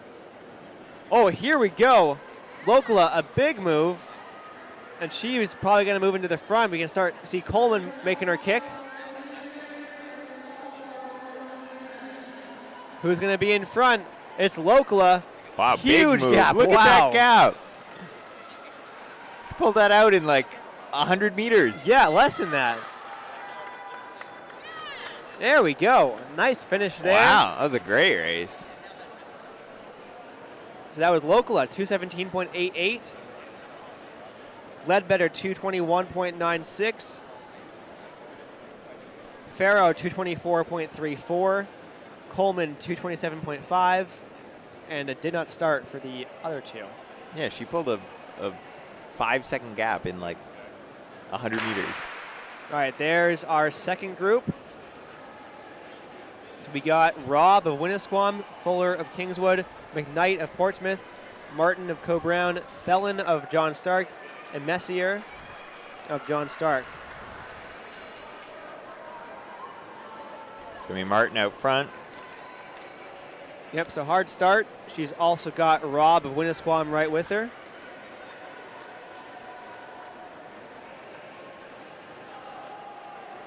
Fuller is in third, leading the chase pack.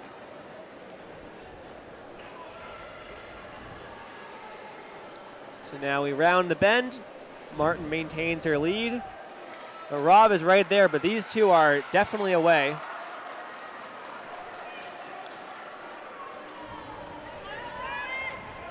There we go. It's pretty close between the two of them. Yep, so 53.2 through to 2 laps.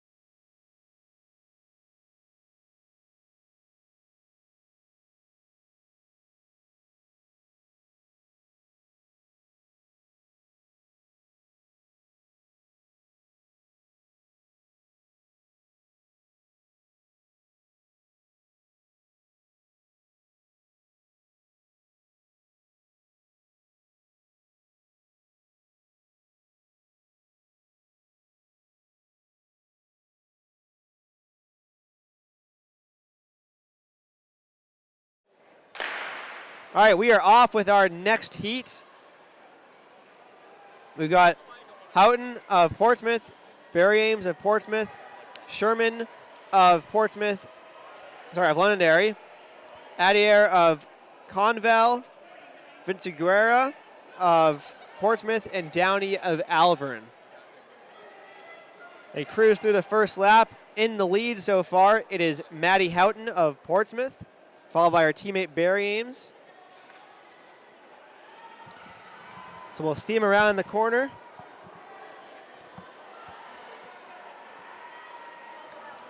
We had a shout out to Kayla from Carlos.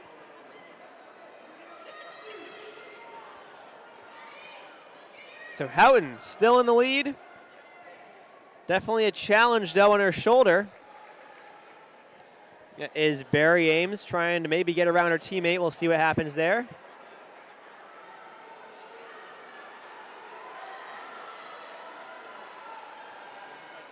So Barry Ames now getting up really on the shoulder of Houghton. These two have kind of pulled away. Barry Ames now making the move past with a lap to go. These two are sprinting all out here. Vinciguerra is in third. It was a Portsmouth 1-2-3 right now as Barry Ames moves to the front. She got around before the corner. That's where you want to make the move. And here we go. Barry Ames, huge move. Down the stretch. Alexa Barry Ames. 143.49. Maddie Houghton, 145.41. Vinciguerra, 147.26. And it's Sherman, 149.49. Adair, 149.61. And Downey, 155.18. So on to the boys. We got Burke of John Stark. Finot of Winnisquam, Belcourt of Conval, Schuneman of Conval, Reagan of Winnisquam, Plant of Alvern, and Moynihan of Co-Brown.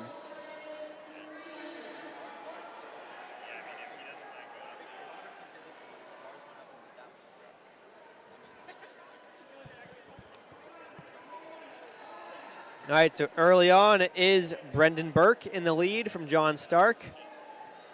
Comes around the corner. He's got Jesse Vinot of Winnisquam right on his tail, and Belcourt of Conval as well.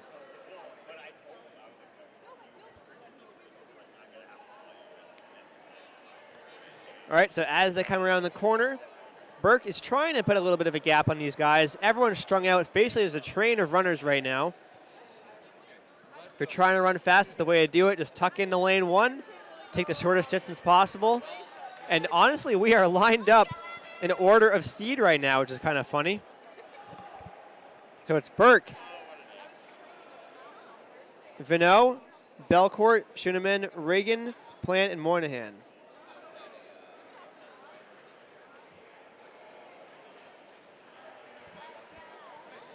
All right, so still a small gap from Burke to the rest. Starting to spread out a bit more now as we head towards our final lap. We'll see who wants to take it. It's Burke. Vinot right behind him.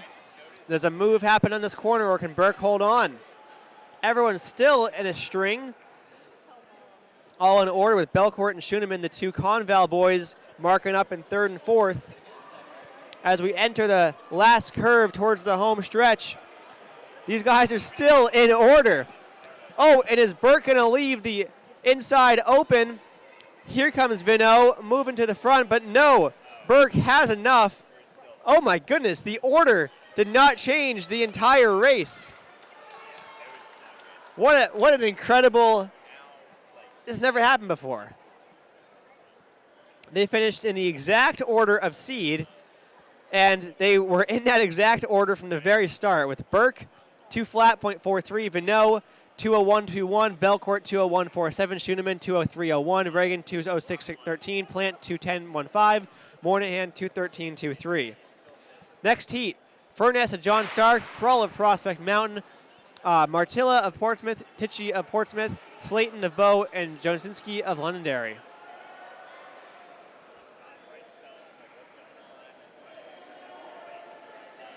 So we'll see who wants the early lead. Looks like that is Martilla of Portsmouth, who is in front.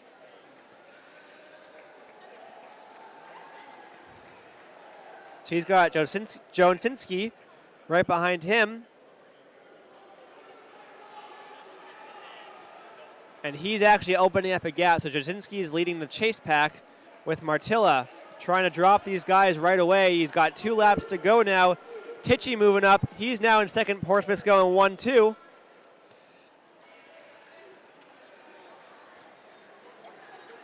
So there's Martilla, Tichy, Jonesinski.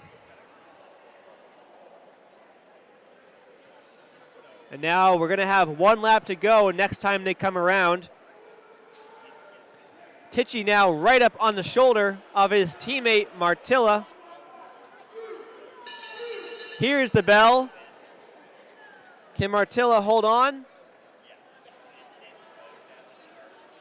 These two are definitely pulling away. There's a small gap.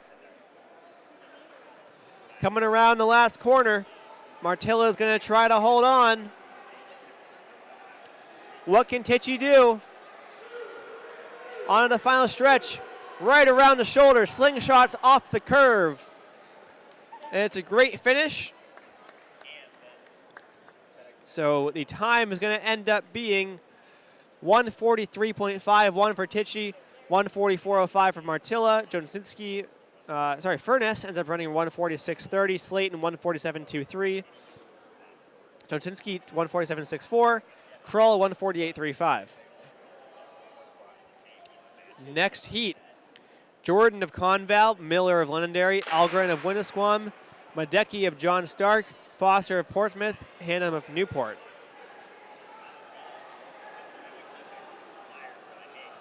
And wow, this is a huge start right here.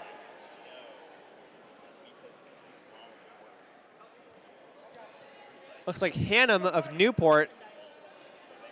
Aggressive start, but hey, a 600 is not that long. Almost runs into someone who was walking on the side there. So Hannum, big lead. Jordan leads the chase pack. And there we go, around the corner. He's going to have 2 laps to go now. A pack of 5 is trying to chase him down, but it's Tristan Hannum in the lead. Now moving into the front. Well, actually, it's still going to be Jordan hanging on to that lead of the pack. But not for long, as we got Foster moving into second. Going to have 1 to go once they come through the finishing stretch. Hannum's taking it from the start. He still has the lead. Foster now gotten away from the chase pack, trying to bridge up to Hannum. Hannum holds the lead. He comes through the bell. There's Foster. We got less than a lap to go here as the move comes from Algren, I believe. But it's Hannum. Now, Foster trying to chase him down. Can he get him on the home stretch? It's Hannum in front. Foster kicking down to the line. Hannum holds on just barely, so a wire-to-wire win there. Jordan finishes third. 141.38 for Hannum. Foster 141.51. Jordan 144.23. Miller 144.25. Algren 145.07. Madecki 146.26. So our second to last heat coming up. Cole of Bow, Neal of Co-Brown, Kuwait of Newport, Wilkinson of Newport, Howland of Portsmouth, Meehan of Prospect Mountain.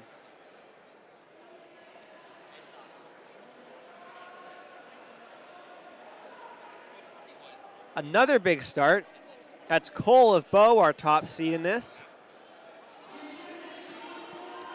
So he holds the lead early on over Wilkinson, and actually Kuwait makes the move into second place over his teammate Wilkinson.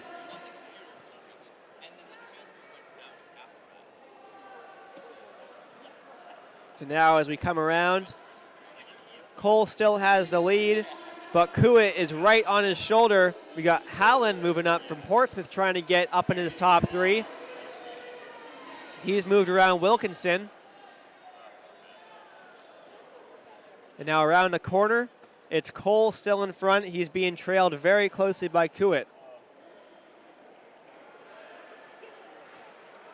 So what's going to change by the time we get here? Nothing much, although I will say Hallen is moving up very well. Or that could be, yes. No, that's Neal of Co-Brown. Made a gigantic move there. Wow. Neal flew way up through the pack, and now he's in front. We got Cole still in second. Kuwait in third. And as they come around the last corner, Neal started his kick, but it seems that he went too early because now Cole is back into the lead. Comes down the home stretch. Another fight. That's Hallen trying to get him, but Cole holds on for the win. A lot of back and forth in that heat. Quite the exciting one as Cole runs 136.89. Hallen 137.19. Kuwait 139.34. Neal 139.90. Wilkinson 140.102. Meehan 148.221. Now our top heat. Time to beat's 136.89. It's Ireland of Bishop Girton, Drown of Alvern, Petrillo of Alvern, Harmon of Alvern, Steele of Kingswood, and Jaggers of Portsmouth. So a hard start from Ireland. Steele is going to move into second place. We'll see how we can do off of that double.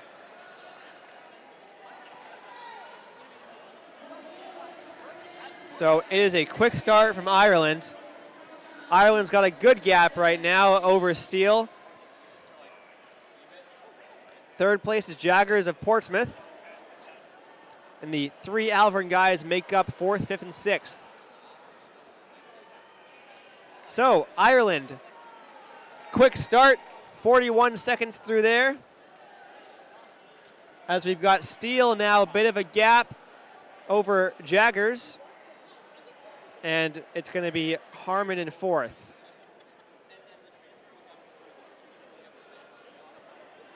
So Liam Ireland holds the lead. 1 to go. He's well away. Grady Steele also on his own in second place. Steele usually closes his race as well. We've got Jaggers now with a good fight from the Alvern guys. Let's see where Ireland is. He was 106 with a lap to go, 121 on the clock. He comes in the home stretch and he's extended the lead. He sprints for the line.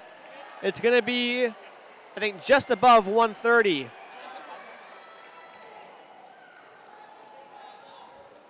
So 130.28 for Ireland, 136.18 for Steele.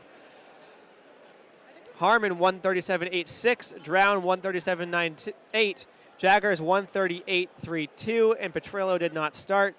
The 300 for the girls is up next.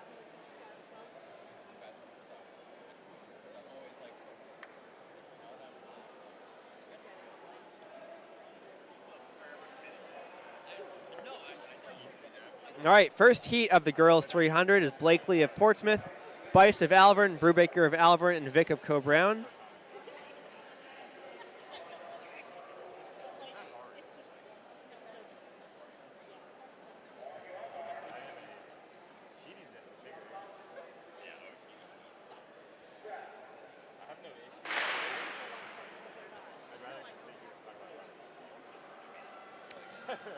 So we've got lane 1 utilized in this race. It's going to be tough for a 300 in lane 1, but Bice looks pretty good to start out. They do all stay in their lanes. So Bice has the lead. Looking back, I don't know if she thought something happened there. Oh, I think we had a cut in at the wrong time. I don't really know what's going on here. Might be a DQ in this race. We'll see what happens. But either way, Bice has led the race from the start. We got Vic in second place. Bice crosses the line there. It's going to be Vic. 51.57, 53.93. Brubaker, 54.8. Blakely 102.83. We got Perkins of John Stark, Spina of Co-Brown, and Mello of Bishop Girton.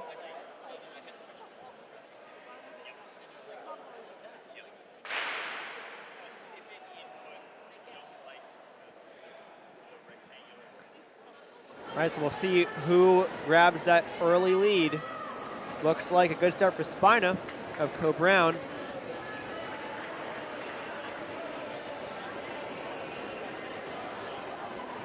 Also look at Perkins on the inside with that staggered start. But I think Spina is the one in front. It is closing down now.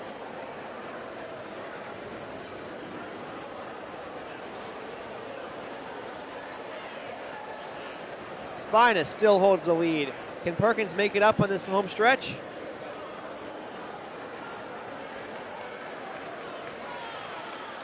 All right, down the line is Spina. Perkins, Mello.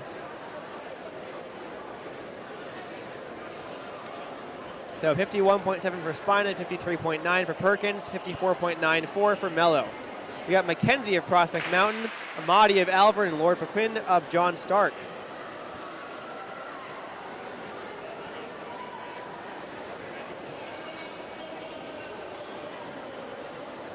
Looks like potentially in lane 2, Mackenzie is looking the best. Seems that Lord Paquin of John Stark is not in this race. And yep, that should be Mackenzie.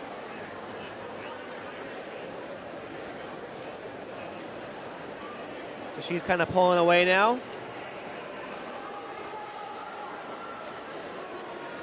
Should enter frame momentarily. There she is.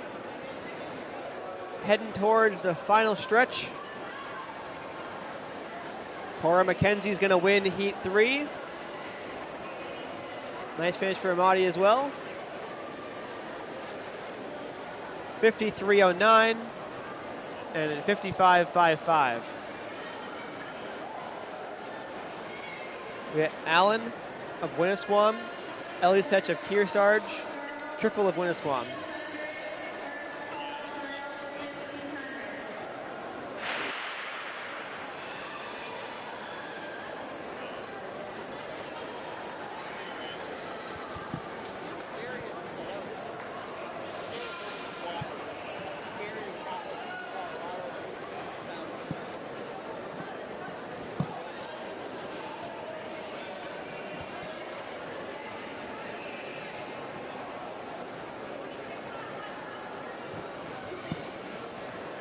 All right, looks like it's triple of Winnisquam in the lead.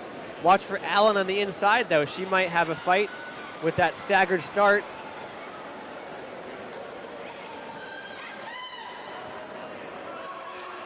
Here we go. On to the home stretch. Triple down to the line. She's going to hang on for the win over Allen and Elisech. Times end up being 52.29 for triple, 53.75 for Elisech, and unclear for Allen. We got Marin, Ingham, and Van Ham in this heat. Good start out of Van Ham, I think. It's hard to tell with the stagger. Everyone seems pretty even so far, actually. Maybe Ingham's moving up well.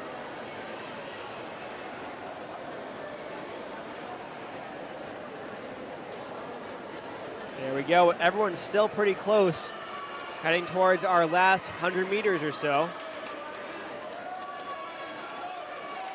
So it's now Addie Ingham in the lead. Can Lauren Marin come on the inside of her teammate and cross the line first? I think it is going to be Ingham holding on for the win.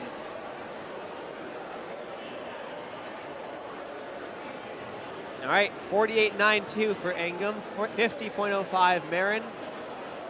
And now here's our next heat. Anaya of Alvord, Quinlan of Londonderry, and Johnson of Kingswood.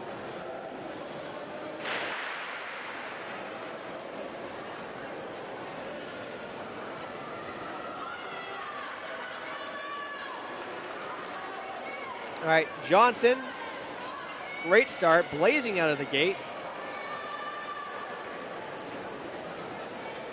So I'd say she's our leader right now.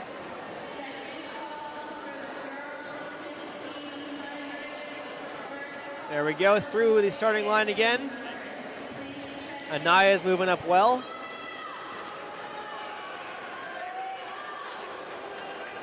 Anna Johnson of Kingswood has the lead, a healthy lead, heading towards the home stretch. Johnson.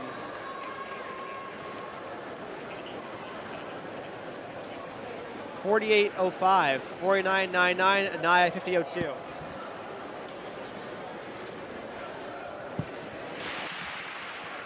We got Barry Ames of Portsmouth, Marino of Co-Brown, and Smalley of Alvern.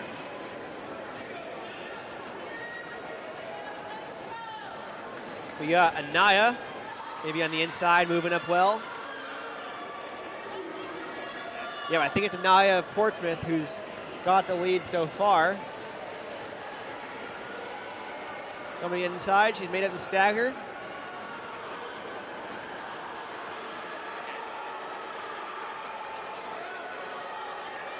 And we'll see where they're at. Yes, Alina Anaya of Alvern. Really strong run here on the inside lane. She crosses the line over Quinlan of Londonderry. Wait, something. I'm sorry, I was in the wrong heat. That was Barry Ames of Portsmouth. My bad, my apologies. 48.01 for Barry Ames, Marino, and Smalley. Next up, we've got Baker, Adams, and Barrio of Bow.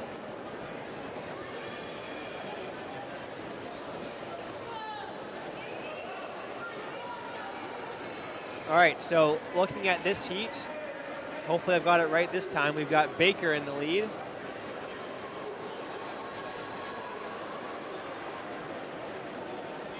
And yes, Baker is moving up well, so 2 in a row for Portsmouth runners being on the inside and being in the lead. But I'm confident this time it's Daisy Baker in the lead.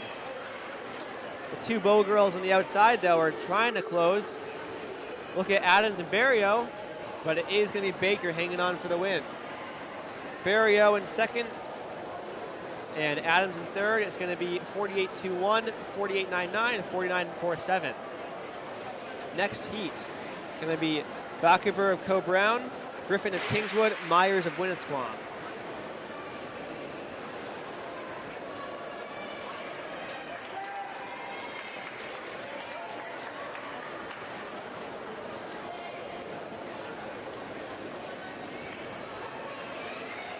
Myers off to a good start for Winnisquam.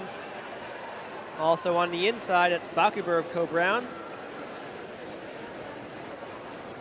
And Backeber is now made it the stagger pretty much. It still has 100 meters to try to pull away. And she is in front. Got the inside line. Heading towards the home stretch.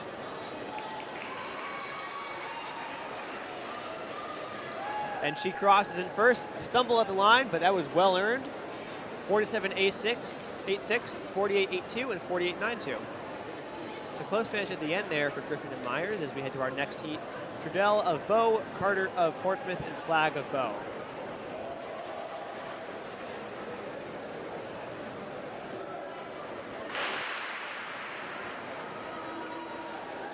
All right, so we'll see where they end up in this heat.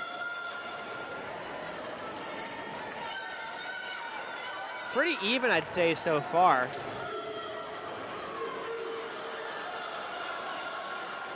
Looks like Trudell's making up a good amount of ground here. She's closing in on her teammate Flagg.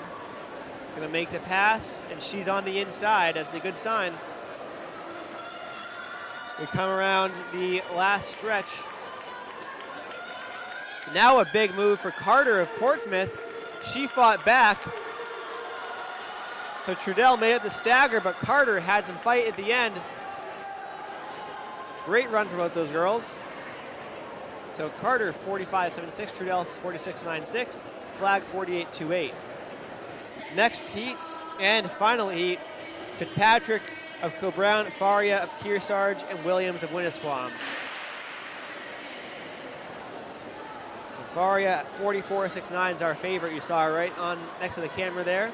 She's in lane 3, and she's already off to a great start. Fitzpatrick, though, is not far behind. Fitzpatrick actually looks really strong. Made up some good ground so far in Faria. And Fitzpatrick takes the lead. So it's Lila Fitzpatrick holding the inside line and the lead. And she's extending that lead onto the home stretch.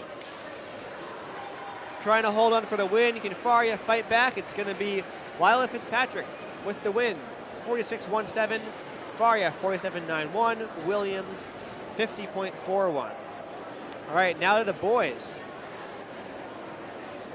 Now Collins winners column Higgins of Kingswood and Corath of John Stark.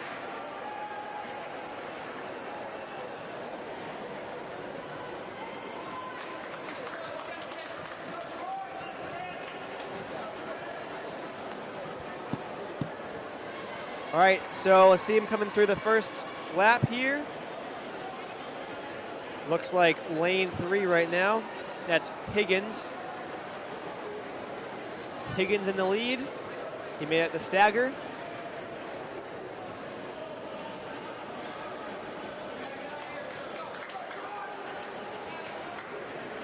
All right, and he's coming onto the home stretch. So Troy Higgins, a great run. There we go.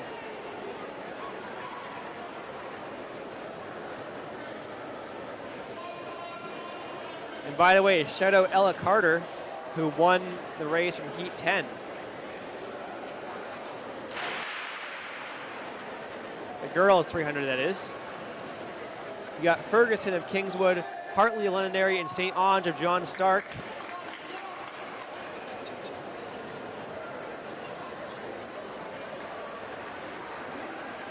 There we go.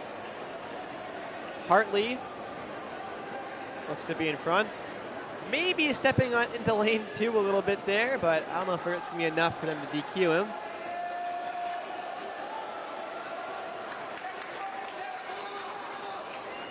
So around the home stretch. Trying to hang on. Hartley at the line may have been caught. Very close. 43.69 for Hartley. Ferguson 43.73. St. Ange was in third. Next heat, Santos of Alvern, Woodworth of Bishop Girton, Whitaker of Conval. Woodworth.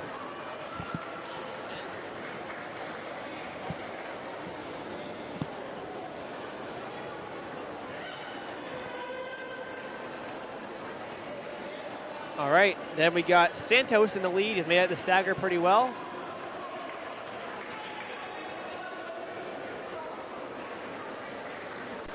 So Santos well away.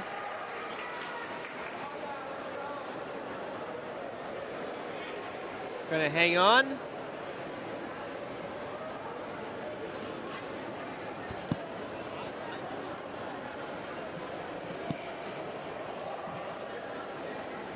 All right, we got our next heat, Whalen, Kelly, and Hooper.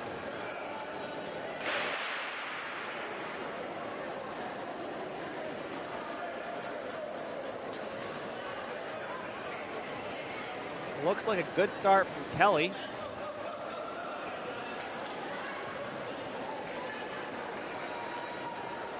Now looks like Whalen's made it the stagger. And on the inside.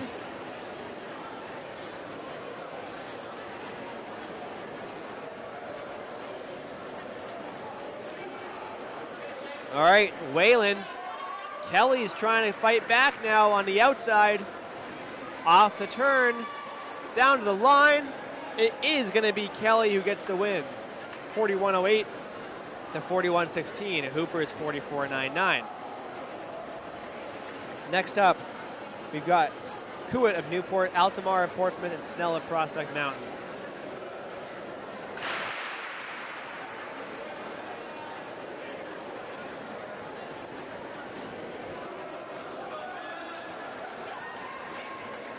All right, pretty spread out, kind of following the stagger so far. Everyone's moving well.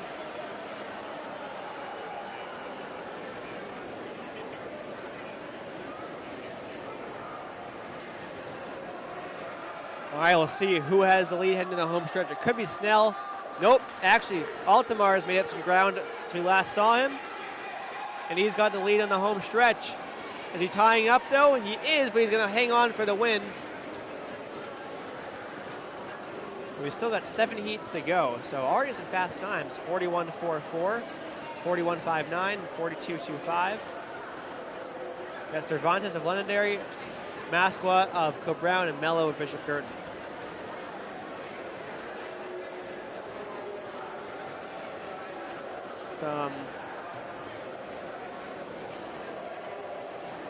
Don't know what happened there.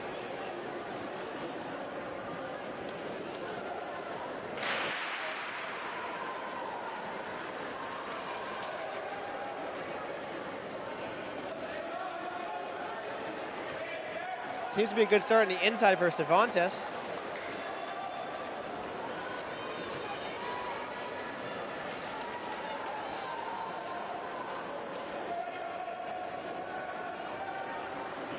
Looks like it's Cervantes on the inside.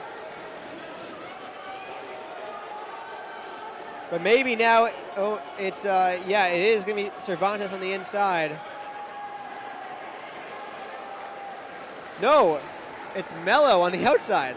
So Cervantes was making up ground, but actually Mello had enough to get away. 40.36 to 41.79, 42.17. Next heat, it's going to be Toomey of Londonderry, Abbott of Winnisquam, McLean of Londonderry.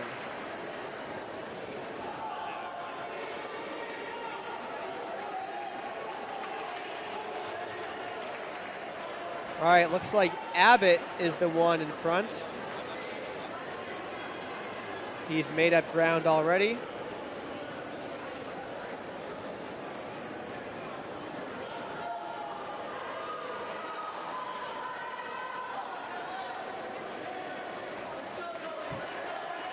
All right, Abbott well in the lead.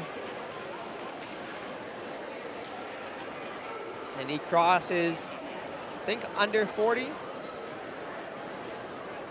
39.58, McLean 41.68, 42.35. We got Grzybowski of Co-Brown, Boynton of Portsmouth, and Guarcino of Portsmouth.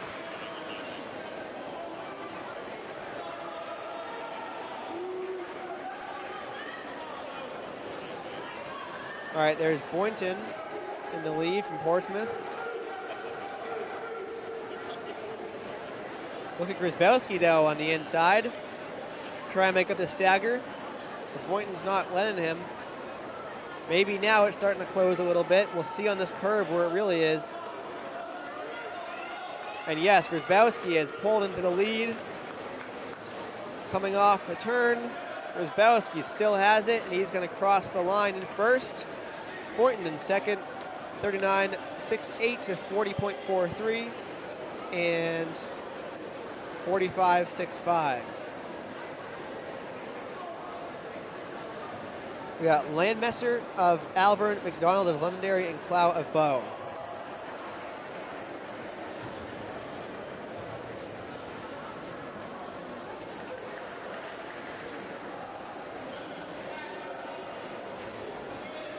Ooh, they've a bit jumpy on the line there.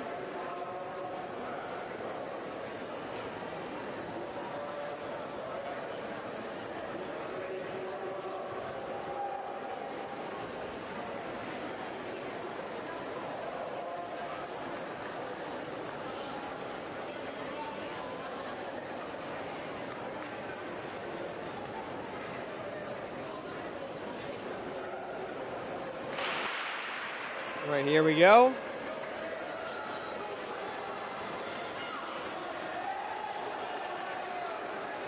Looks like McDonald maybe making up the stagger a little bit. Get a better sense here. So he has made it up. We'll see where Landmesser is on the inside. I'd say McDonald in front.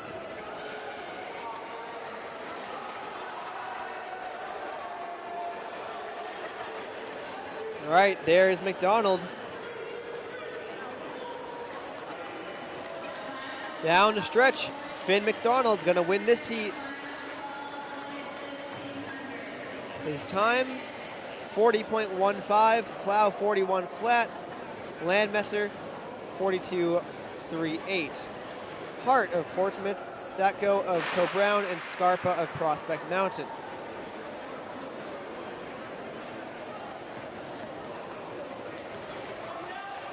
I would say Satko got the best start. Really, it's very even so far. Everyone's flying so far. Maybe Hart starting to move up.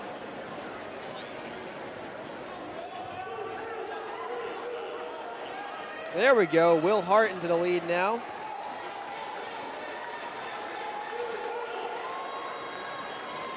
It's going to be Hart, Zatko, and Scarpa. 38.44, new leader. 39.15 for Zatko and 39.68 for Scarpa.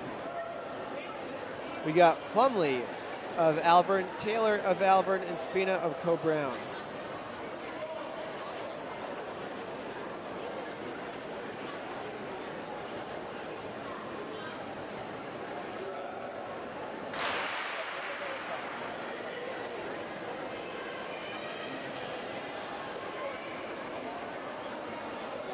Okay, looks like a great start from Taylor. Jaden Taylor flying right now.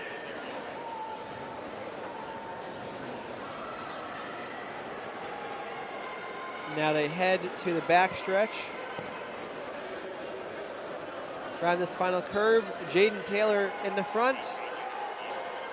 His teammate Plumley trying to come up on him. But it is going to be Taylor across the line. 38.62, 38.94, and 39.23.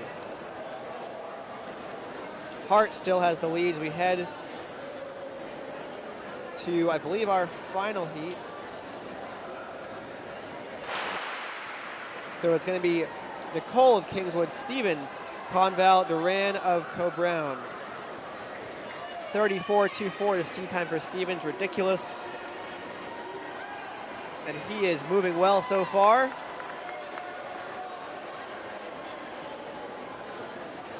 Ooh, Duran's coming into lane 3. That might be a DQ right there. Stevens now in the front. Nicole is trying to catch him. They come to the home stretch. Stevens is going to maintain for the win. Even eased up a little bit before the line. So Ross Stevens, 36.97. He wins the meet. 37.29 and 37.99. All right, we're off to the 1500. Girls first, we've got Carter of Portsmouth, Davis of Kingswood, Cosgrove of Portsmouth, Labonte of Londonderry, Ingham of Kingswood, Burt of Alvern, Dalzell of Winnisquam, Kupel of Alvern, Ryan of Portsmouth.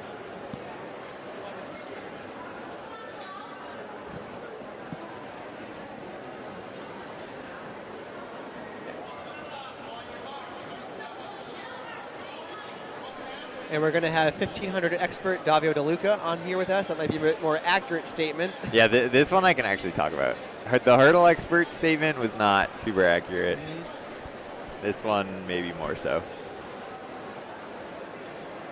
It'll be kind of fun. What if we did like, for the state championships instead of a fantasy draft, like Super Bowl squares for the scores for teams? Like through what event you get? That would be so hard because like, you could also do, yeah, like there's so many different scores. Like, I'm more saying for the winning team. Like, yeah, no, I just mean like the score could be a very wide. That's true. Yeah, margin in of football, things. a 7 is a good number Right. to have. But who knows what? Yeah. It's all just kind of random, right? Like, Yep. I don't know. You'd have to look up like the winning scores from the last like 20 years and see if there's any like correlation. Yeah. No, there's not a correlation. It's all random. Well, yeah, I would think so. But hey, maybe you always end on a 6 for some reason. I don't know why, but I'll look at this at some point. Okay. We're going to have just one heat of this. So Carter with a big start. She got a really good start there. Yeah, right to the front, clear of all the traffic.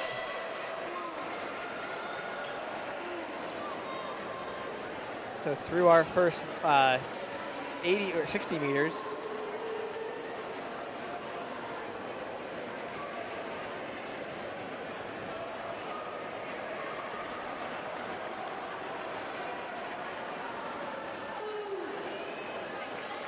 So yeah, Carter should be her teammate Cosgrove right behind her.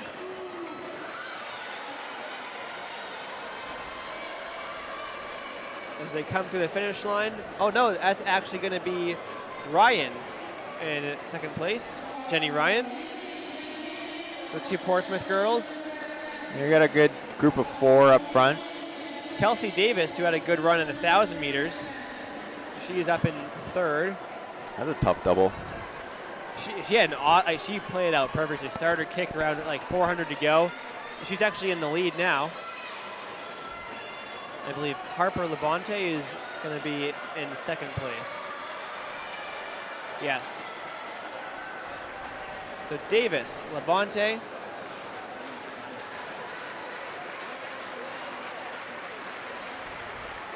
Yeah, Davis pushing up front. There's some separation there already. Well, in the 1,000, when she wanted to go, she slammed the door pretty much. And she came from pretty far back and ended up closing the gap on everyone.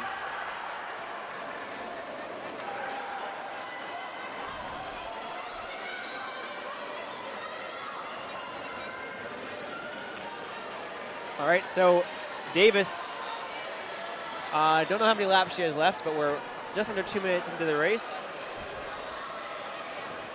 6, I believe. That makes sense.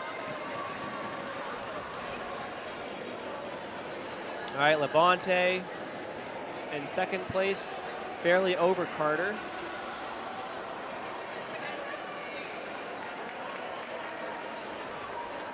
Yeah, she's definitely got a huge lead right now. Yeah, she's widening that gap like crazy. So that's 3 laps down. Pretty impressive coming off the 1,000. Yeah. Solid day. Actually, that's actually Jenny Ryan who's moved up. Chloe Carter's moving into 3rd. Yeah, the 2 Portsmouth girls sticking right close together. Yep, we'll see if they can get eyes on Davis, but Davis has definitely built up a good gap. We'll see her come around the corner here. It's going to be 800 meters into the race. Yeah, she still looks pretty strong, so I'd be surprised if anyone catches her. I agree. Oh, man. Oh, she almost got cut off there. Did you see that? Yeah. Oh, that person like stepped away and stepped back into the lane. I don't know how that happens. Well, you're an idiot. That's how that happens. Gotta stay on your toes in the inner track. All right, Ryan and Carter. Going to be an exciting race for 2nd place. You see him coming into frame right there. Good teammate battle. Mm-hmm. Then Davis's teammate Ingham is starting to eye down Labonte of Londonderry. Well, we're going to have 3 laps to go here.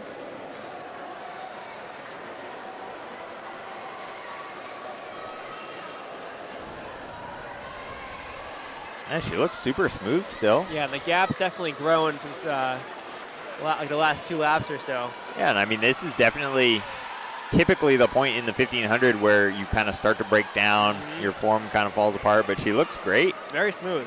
Ingham's now in 4th, and we have Kupel in 5th and Labonte in 6th. So Kelsey Davis is coming up with 2 laps to go when she hits the line here. She looks strong still.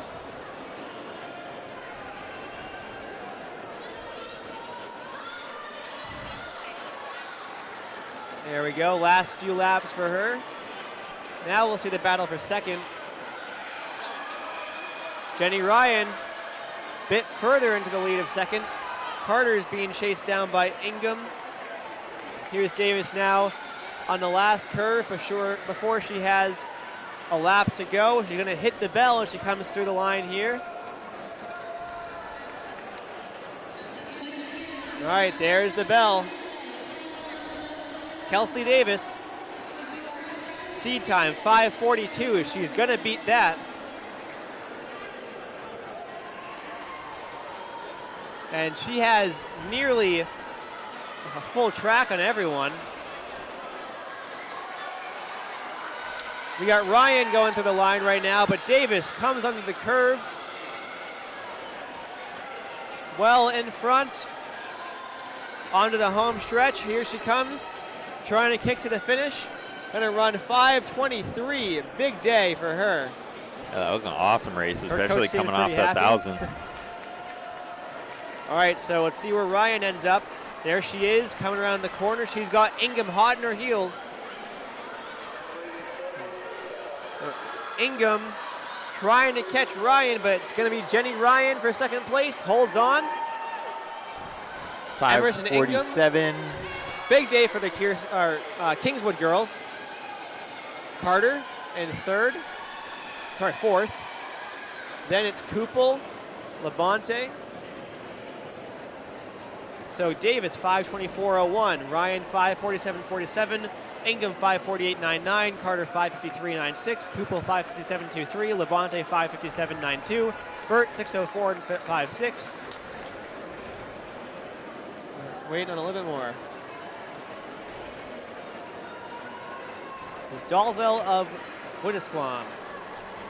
Nice finish there. Right around 6:28.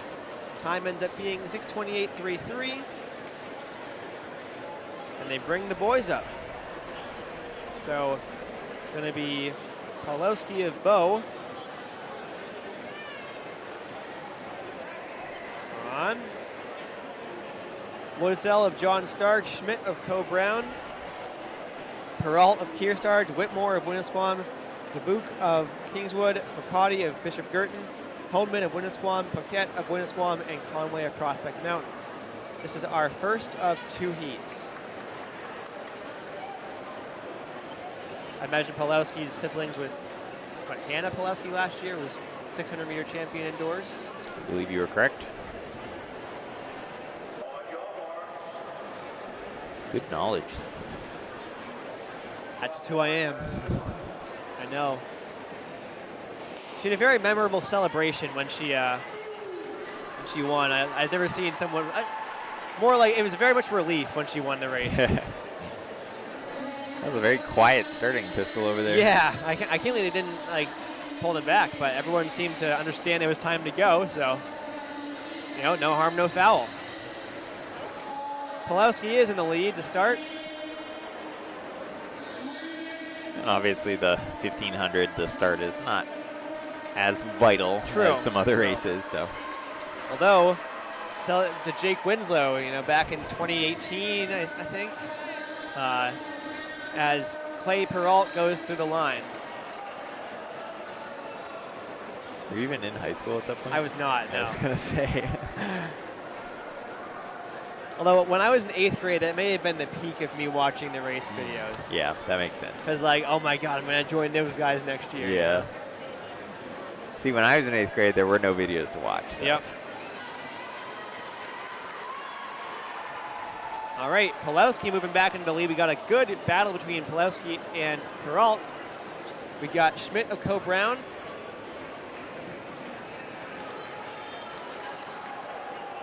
See where they are coming through here.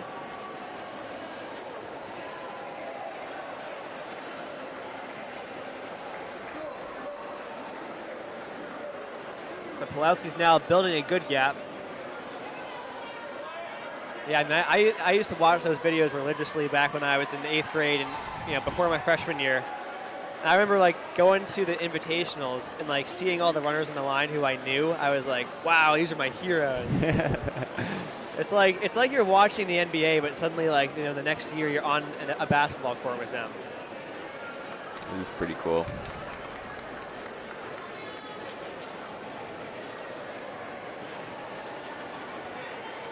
So Pawlowski is well in front right now.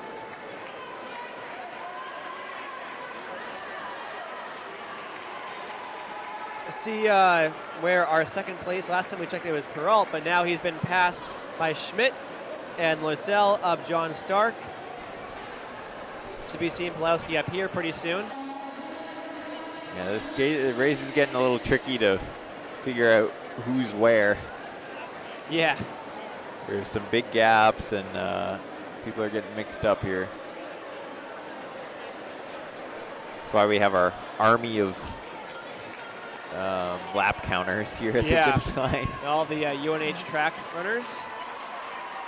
Which, have they started school yet? Or maybe they're about to start school. I think they're coming back, this week. I know that we start school in Rhode Island. We started on Wednesday, so. This could be my last meet for a while. I'm sure the fans at home just groaned when they heard that. Sadness. Well, there's not too many meets left, to be honest. It's true. I'll be back for states. There's only one in between. Okay, yeah, the qualifiers. Yeah, I think we're streaming PEA next week. That's nice. That's a great facility there. It is, yeah. It's great to run there. I haven't been to PEA, I think, since I was in high school. It's probably the case for most high school athletes. Once they graduate, they don't go back to where they used to race, but yeah, pretty normal. But I think if anybody would go back to where they'd raced before. So we're going to have two laps to go for Pawlowski. Very spread out first heat. You can see him coming around here. He's looked strong the entire time. That's what I always like, is an athlete is not afraid to strike out on their own and go after a time. His C time's 5:02. That can be intimidating sometimes, because it's like... He's a freshman too, so it's like, especially for him, I'm sure. Yeah, you don't want to push the pace on your own and then... Yep. Well, maybe his sister gave him some advice. Yeah, he's got the older sister experience. So he's going to be close to his C time. It's 5:02. Again, some of these guys here could be fighting for a time to get into the qualifier meets. Here he comes around the stretch. Down to the line. So he is going to beat his seed time. 4:57.61. Nice run for Ryan Pawlowski.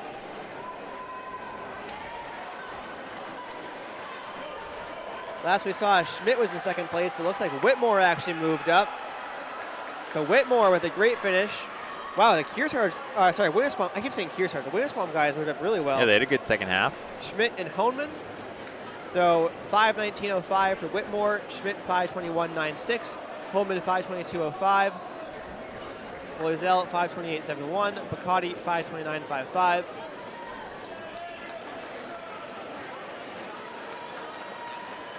And Perrault is going to end up being 5:43.06. Dubuque 5:46.94. Here's Paquette.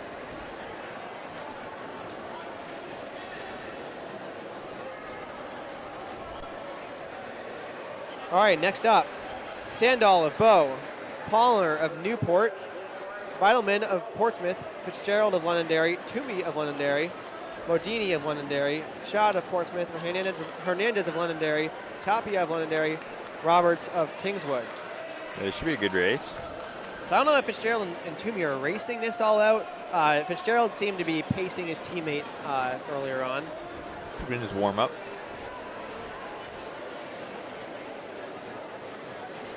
But we shall see. Shout out Nicky Beidelman, one of my many Strava followers. He's good about the kudos. We got another athlete finishing up here for this first heat.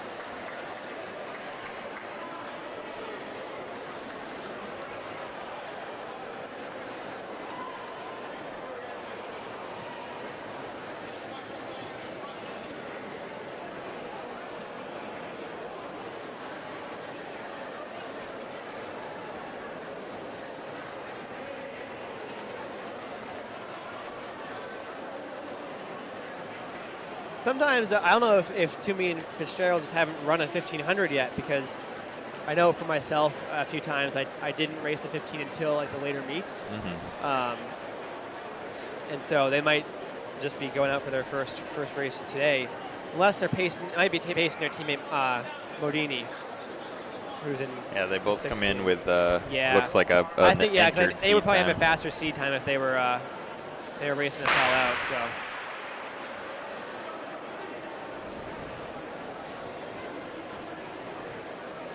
Sandahl has the lead, Beidelman. Then it's going to be Palmer, and Fitzgerald was tucked right in there. Ooh, bit of a trip there. But Londonderry's, okay, so it seems like we're getting a little bit of a Londonderry pace train going. I don't see Toomey in this race. I think Fitzgerald's going to be the pacer.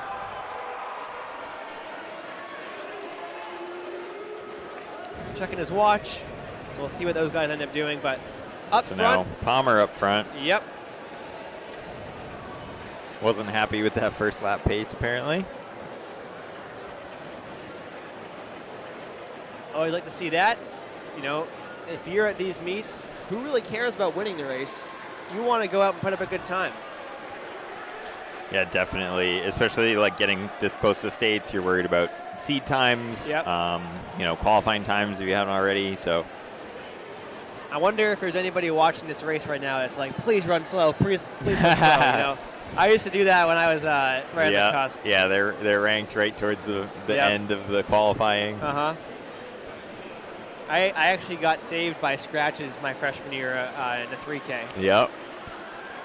I know, and it depends on the year. Sometimes there's like no scratches, one scratch. Sometimes there's like 10 scratches. You just never know.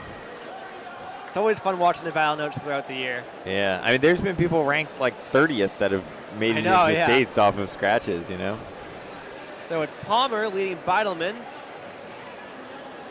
And now is Fitzgerald moving up, so it seems like he wants to bring his guys at a bit of a hotter pace.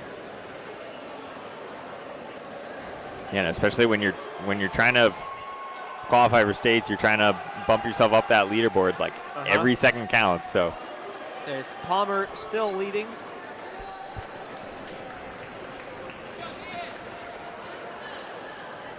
Fitzgerald might win this race, to be honest. yeah, he went right on the shoulder. So he's just kind of hanging out there.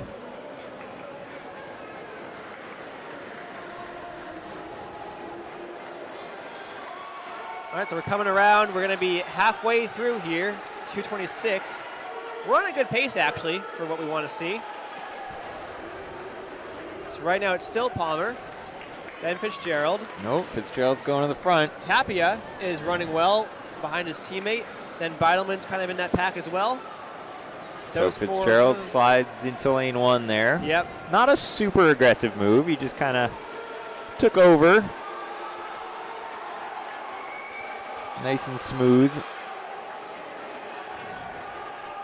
And now it seems like he's kind of on his own, so maybe going for the win here. I mean, honestly, if I'm Palmer, I wouldn't really mind this because you want were doing the work shades out front the whole time. So now it's like you can kind of just hook on the back of Fitzgerald and try to have him drag you along.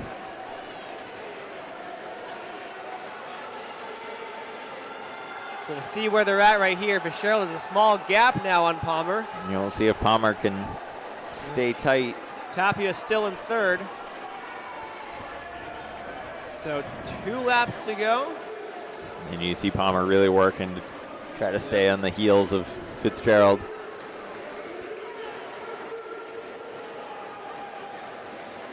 Tapia, Beidelman.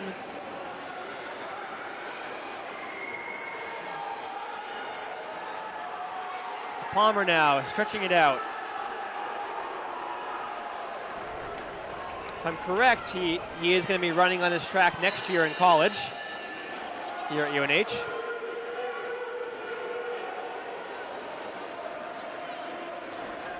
And comes around there. It might be BG coach Ryan Fisher in the camera right there.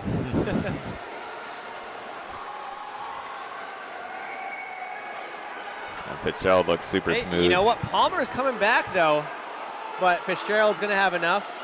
Yeah, it doesn't look like Fitzgerald's pushing very hard. Palmer smiling at the line. So he beats his PR.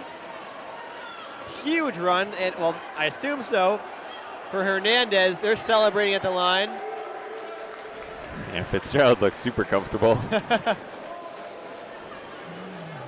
Nice little relaxed race for him. So 4:34.81 for Fitzgerald, 4:36.48 for Palmer, 4:39.06 for Hernandez, Beidelman 4:39.61, Tapia 4:41.35, Modini 4:42.23,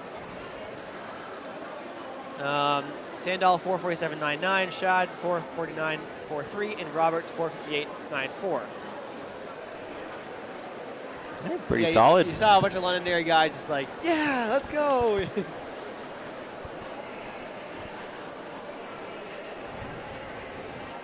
This is your last shot at those times, so. That is Tapia down on the ground. He seems pretty exhausted. But that's a good thing. Yeah, that's what you want at the end of the race. Off to the 4x4. We got 2 heats. Co Brown, Londonderry, and John Stark in his first one. Although I don't know what's happening. I think we combined everyone. Yeah, so whatever you see on there, I think accurate because we got, I think, all 6 teams in here. Yeah, we've reseeded this first heat.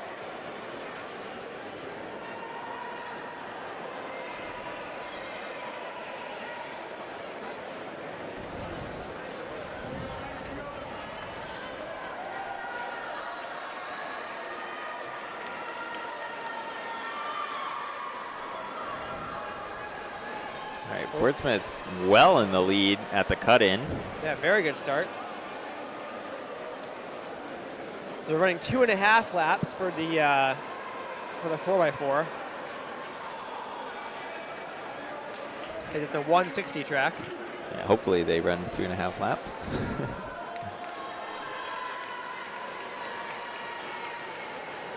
Co Brown looks confused. I don't know if they missed their heat or something. Yeah, I'm not sure what they're doing.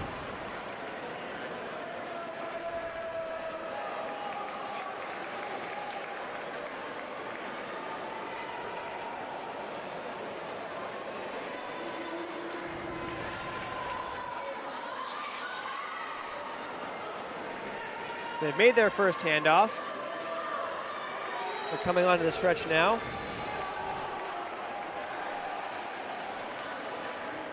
Portsmouth still in front.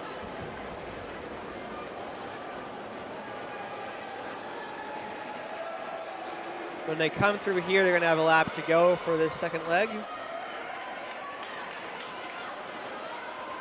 I see Masson, our 3K winner, getting ready to go for BG for their third leg.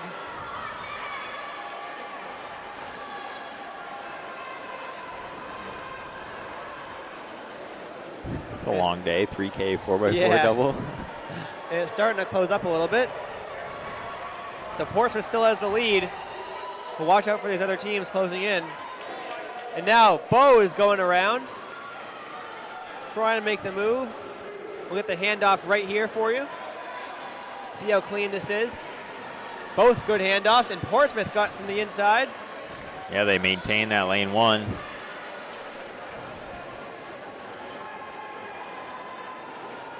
BG not too far behind. Nope. So 3 teams still in it. So now Bo kind of right behind Portsmouth.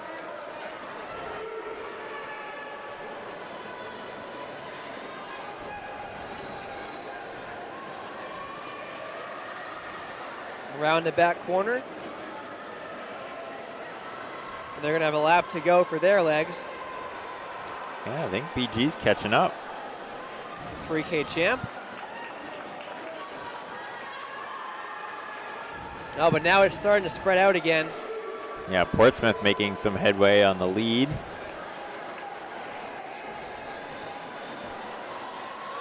So we're not going to see this handoff, but I'll let you know what it ends up looking like. Let's see what we got here.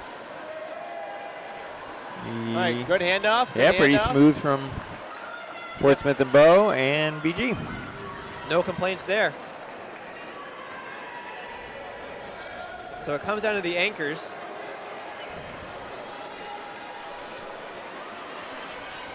Not a huge gap. Definitely is a gap, though. Yeah, it's going to be tough to make up. Not impossible, but Portsmouth with a decent lead here. Now BG moving into second place. All right, into Bell Lap here. Around the back, into the cave. BG is going to win this race. I'm going to say it right now. Calling it right now? Yep, I'm going to say it. It's getting closer on this back stretch. I don't know. Portsmouth looking good here. Oh, it's closing down. Here we go, off the corner. It's Portsmouth going to hold on. BG goes wide. Portsmouth holds on. They proved me wrong. Good job. That was a great finish from Portsmouth anchor.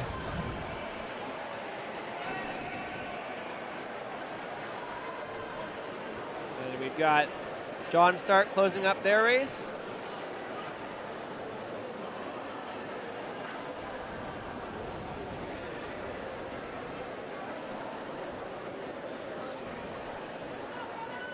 There she is.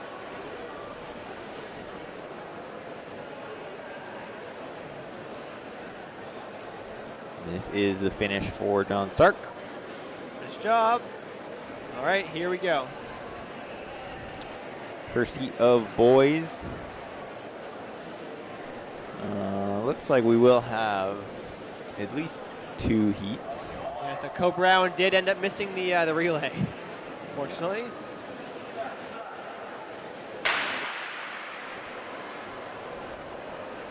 So it's Portsmouth, BG. Oh, sorry, that's the wrong one. Londonderry, Winnisquam, Bow, and Portsmouth. Yep. So in lanes for a little bit, then they're going to end up, I believe they cut in now? Yep, on the straightaway here. Nice smooth cut in from everybody. That was good. Love to see it. Way to go. Well, they were definitely spread out, so it wasn't that tall of a task. I don't know, sometimes they go 90-degree angle right to lane That's 1. true. That's a good point. That's a good point. Which not only makes can cut off your competitors, but also You're running further. You're running further. Yes. Tangents, folks. Tangents.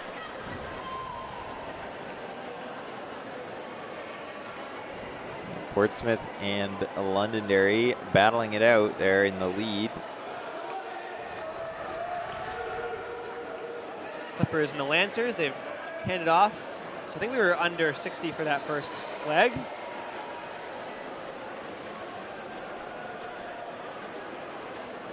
Portsmouth's second leg getting a little bit of daylight. Is that D1 cross-country state champ Ethan Fisher in front of the camera now? I missed it. I think I was. Those Fishers. Those Fishers. Standing in front of the camera.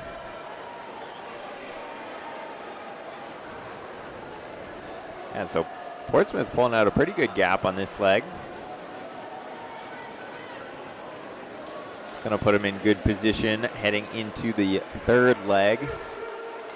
Yep, so we'll see him come around this corner. There we are. And here's the handoff. Nice and smooth. That was good. Londonderry not as smooth, but got through the zone no problem.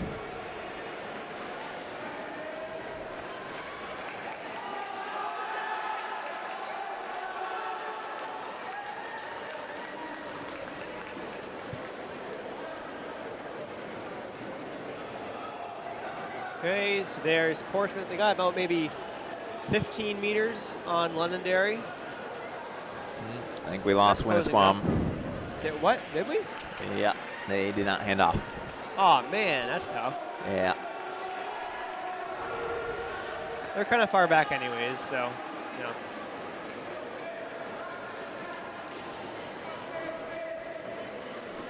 All right.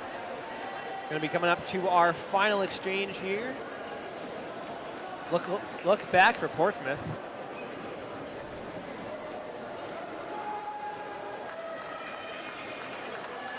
Smooth handoff. Yep.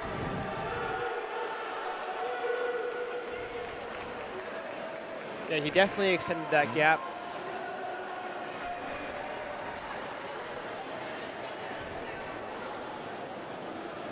So we'll see if they can move around the final lap and a half. Yeah, they look pretty good. There's a decent gap there. All right, here we go.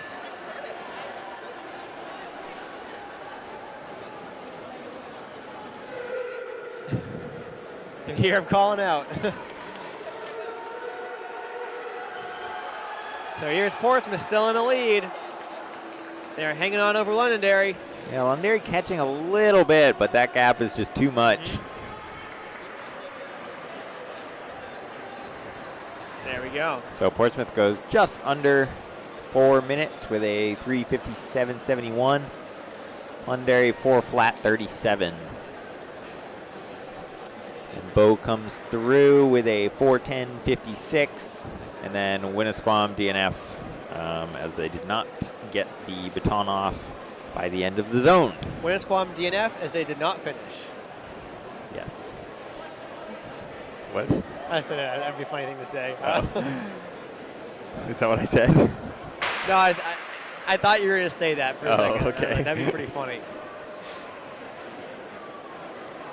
Yeah, they DNF'd because they didn't finish. So that was the reason for the DNF. Yeah. Bishop Girton, Co-Brown, and Alvern. So basically A, B, or C. Pick your pick. A, B, G, or C, B.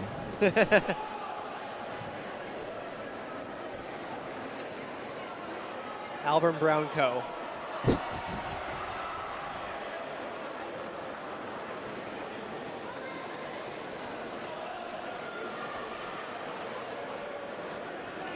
BG looks pretty good. Co-Brown's right there. Lead keeps growing. So we're going to have our next handoff. Both pretty smooth. And that is going to be Ethan Fisher taking the baton. I haven't seen him race yet this year. To be honest, I was a bit disappointed he wasn't racing 3K or something like that here.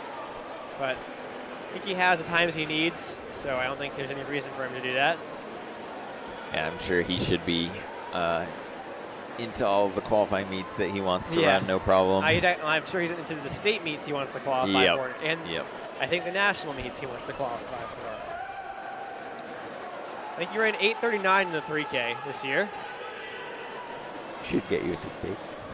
Yeah, yeah, typically that does.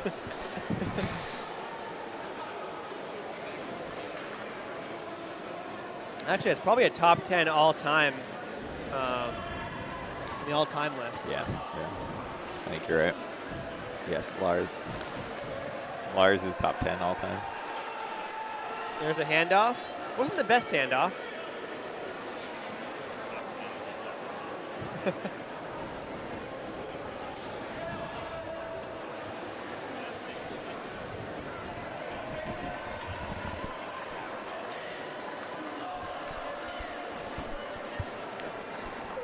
All right, here comes BG with a lap and a half to go. Did you cut to that camera because Ethan was in front of it? No, that's where, okay. that's where we're going to go anyways, but that was kind of a funny coincidence. I thought you were doing that on purpose. No. While I find the photobombing very funny, no, it was not on purpose.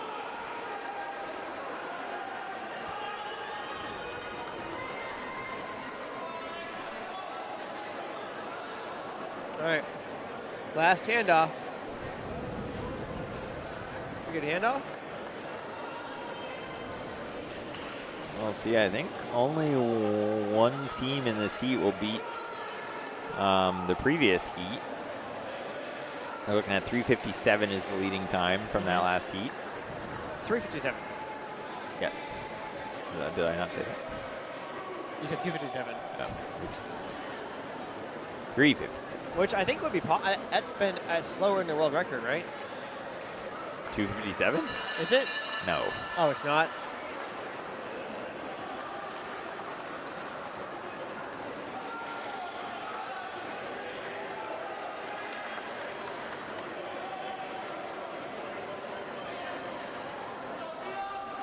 All right, BG on the home stretch. They are going to win the meet today.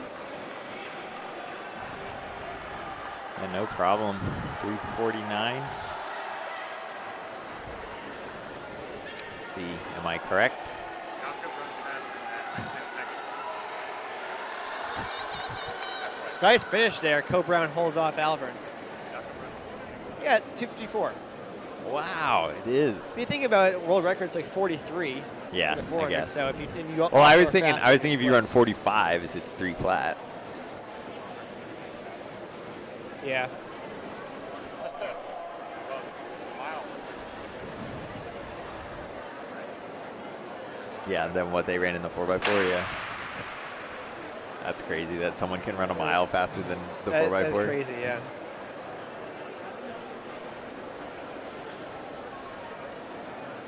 Okay, we are on to the girls 4x2. So only 4x160. And So only 2 schools in this one, Kearsarge and Plymouth Mountain, or Prospect Mountain, Plymouth Mountain. What do you say? I said Plymouth Mountain. Plymouth Mountain. That is a mountain, right? At Plymouth State. Yeah, I don't think that's what it's called, but I'm pretty sure it's nearby. yeah, and I imagine Kearsarge should have a pretty solid 4x160 team based on all the sprinters we saw this morning. Why isn't it called Kearsarge Mountain? Well, mountain, there is, right? there's multiple Kearsarge Mountains. So, yeah, they should be called Kearsarge Mountain. When you're in the Sunapee area, and you're driving, I don't know if this is maybe right near Sunapee, but driving around there, when you get your view of Mount Kearsarge, it looks dominating. It's a very cool mountain to look at. Good prominence. I want to run up it too. I think there's a road to the top. There is, yeah. I've done that road, but in the winter. Oh, what? We been up it Yeah. in a vehicle? No. Or- okay, I I was like gonna that say. walked up it. But it was still hard because it's not plowed in the winter, so it was deep snow, but it was nice because, like, you're not going over, like, trees and rocks and Yeah. brush and things. Bring snowshoes. Yeah, I should have. It was fun, though.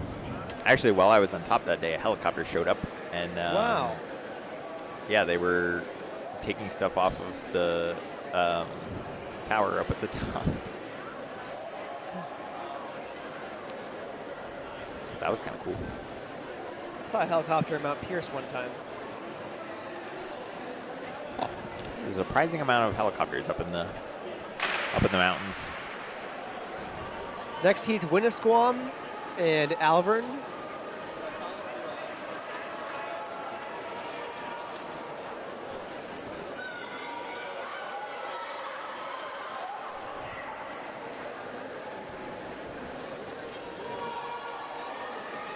Winnisquam hands off first. Oh, look back there. I don't know why she was looking back. But there we go. Alvern's going to make up a little bit of the lead here on the turn because they are in the inside lane. But Winnisquam's still going to have the lead, looks like, going into this handoff.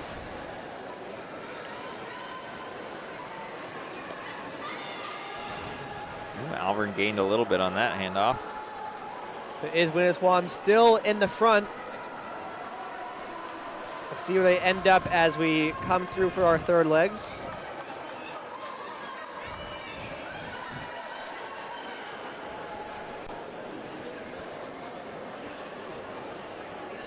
There you go.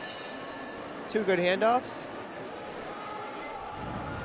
See if Alvern can close it all. This team is not closing that much. Yeah, and that's a pretty good gap for a 160. The gap has actually extended.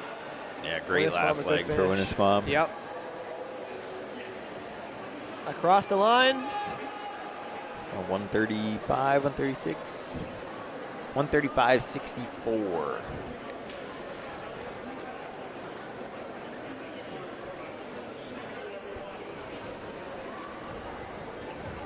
We got Kingswood and Bow in this heat.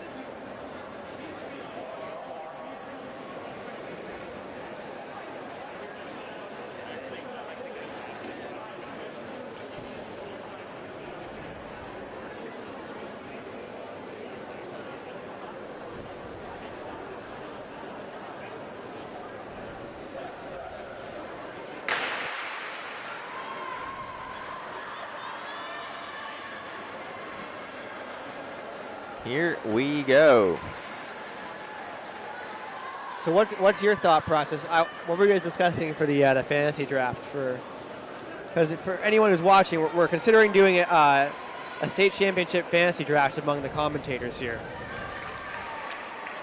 I mean, I think you gotta go for like a sprinter jumper combo, just in terms of. It's like how in like volume. fantasy football, you have like a quarterback, you have a running back. Right. Yeah. So you have to choose. I see. Yep. Okay. So I think that's an important pick, I would think. Now I think what you have to do is you have to do 4 different drafts. You have to do a girls D1, boys D1, girls D2, boys D2, right? Yes. And then you have like maybe 3 for each. 3 athletes per. Yeah.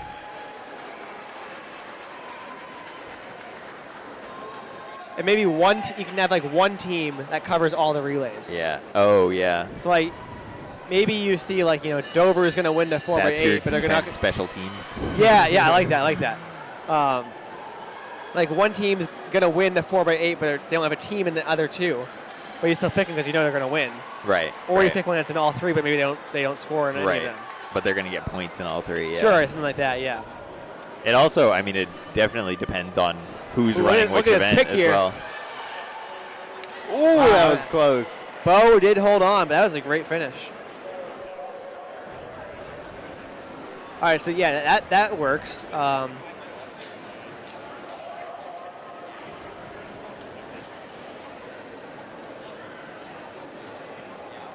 Yeah, obviously. I can sort this out.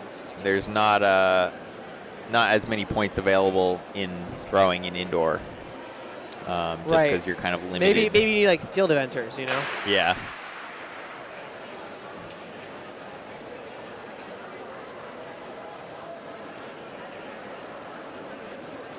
And then, like obviously a flex. A multis. Yeah.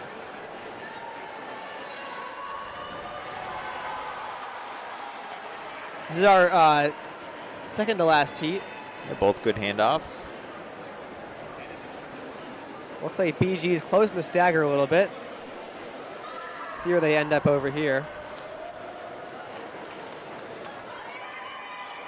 That's going to be even.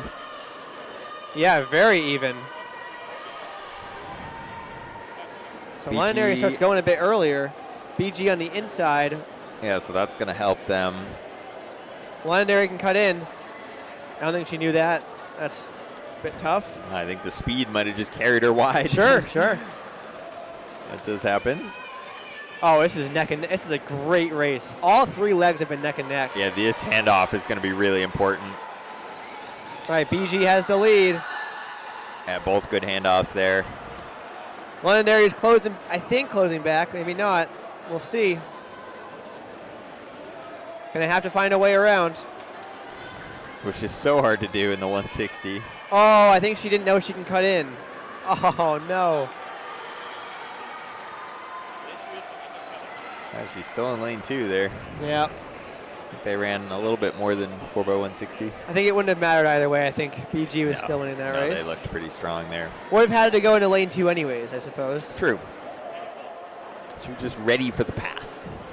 So Coe-Brown and Portsmouth, our final heat.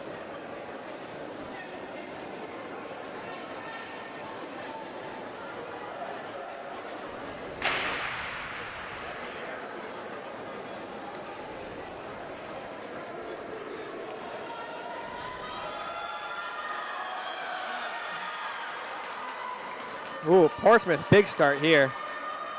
So they're out well.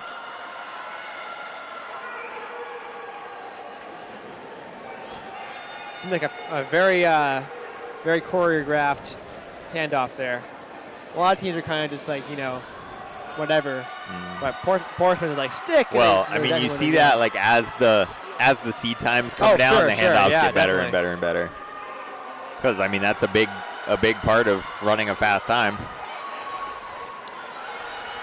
Ooh, Coe-Brown made up some room bumping there, yeah. It's always interesting to see how early they start to run before they get the handoff. Yeah, Coe-Brown made up some track on that handoff. Oh, and Coe-Brown's pulling away now. So we'll see what happens. They held that inside line into the corner. Oh, There we go. good handoffs. Portsmouth trying to close. Coburn We have with to a bit wait of to a, see a double who take. shows up. Here's some yelling. Maybe they're closing. They are closing. Portsmouth coming back. On to the home stretch. Swinging wide. Slingshot off the curve. Portsmouth is going to win. Wow, great anchor from Portsmouth. Yeah. That was a huge leg. They were able to move. So now we got Winnisquam and Prospect Mountain. Plymouth Mountain.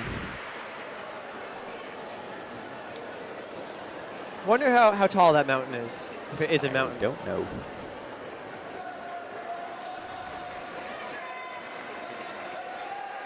So Prospect Mountain out to an early lead.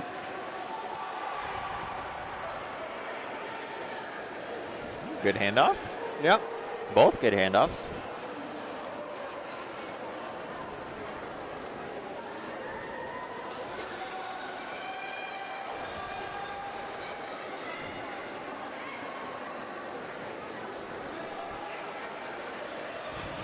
So out to our second handoff. Ooh, Not as smooth as the handoff, yeah. See what Winnisquam can do.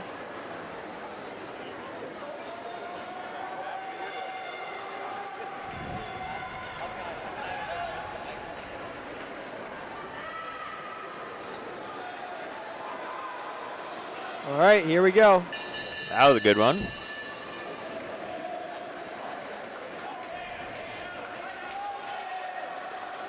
See if Winnisquam can get their handoff.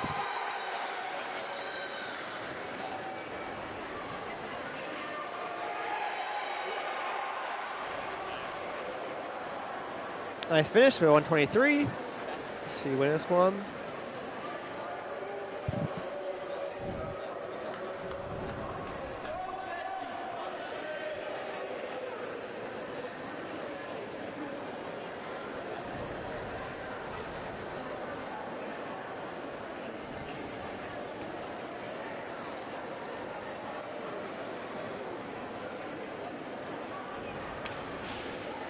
Alvord and Conval are up in this next heat.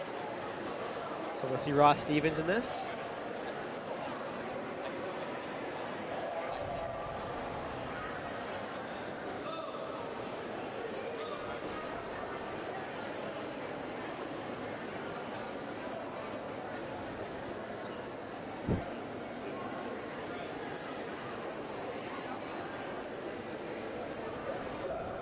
And here we go with his second heat.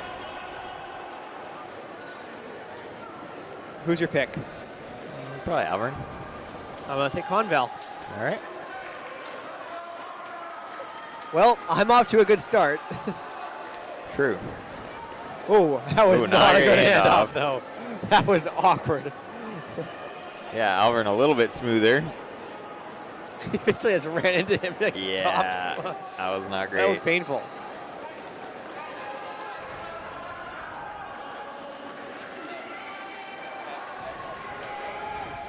Off to our third leg. Alvern started running a bit early. Yeah, Alvern with Maybe better he handoffs, thought though. that was his teammate. Oh, look at that, though. He has actually caught up now. Yeah, I wouldn't want to go up against Ross in the No. anchor, though. But hey, he's going to be in second place, though. This is going to be a good finish, This is actually. going to be I'm good. excited for this. This is going to be really good. Great Oh, handoff. hey, you know what? Smart move. Get Stevens the baton as far back as possible Yep. so he's running the most distance. Yeah, they basically took that baton at the arrows, which is definitely the good plan. Oh, but it's not going to work out. So Alvern is going to end up winning this. I think, yep. Close finish, Yeah, but Stevens is catching him, but not enough real estate. If you give him a 300, he would have had it. now are you allowed to start running before, like, are you allowed to go before the cone, like the No. triangles? No, it's a DQ. Okay. Yeah. I'm sorry. I meant like, obviously you have to get it between the cones, but you can't like walk. You can't before- start before the arrows, no. If honestly, even if like your toe is on the other side of the arrows, it's Interesting. That makes DQ, sense. That makes sense. which we've seen before, because people kind of like they jump up and down, they move their feet around, and they're not really paying attention to where their feet are. And if you're on that side of the arrows, you're out. All right, good start here for Co Brown. Oh, that was a beautiful really handoff. good handoff from Co Brown. Davio, were you involved in any of their I am the handoff? handoff coach, actually. I'm super in charge of that, definitely. Unless they mess one of these up, then it's not my fault. Yeah, well, you were only in charge of that handoff. See if they can live up to that one. Oh, that was pretty good, too. Yeah. What I usually do, I usually help out with, like, the 4x8 handoffs. And what I do is I don't actually tell them what to do for the handoffs. I just run next to them in the zone and bump them. Cool, yeah. Just to drive them nuts while they're trying to hand off. Hey, you know what? That was even stumbled a little bit, but they got off very smoothly. So who actually is the handoff coach?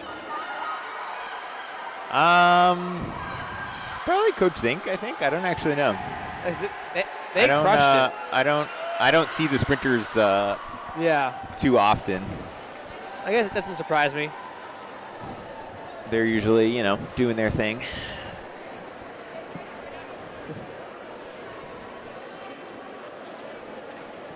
But yeah, I believe Coach Zink does handoffs. Well, either way, whoever it is, congrats to those boys for great handoffs. Yeah, that was really good. All their handoffs are quite good. I was honestly most impressed by the last one where he fumbled it in his hand a little bit and still was able to readjust and grab it. They didn't slow down. No, not at all. Not at all. It was really good.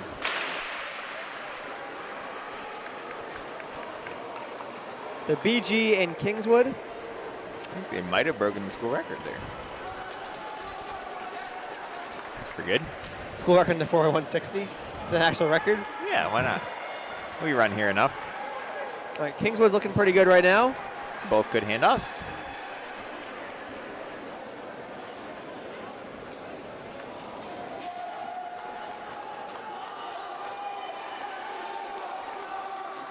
There we go. Kingswood is running well.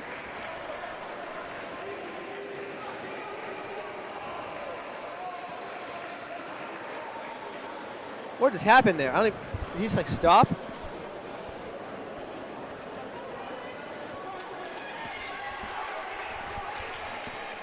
I don't know what happened there, but I think one of the athletes just stopped. Kingswood just stopped for a second. Either way, they're in the lead.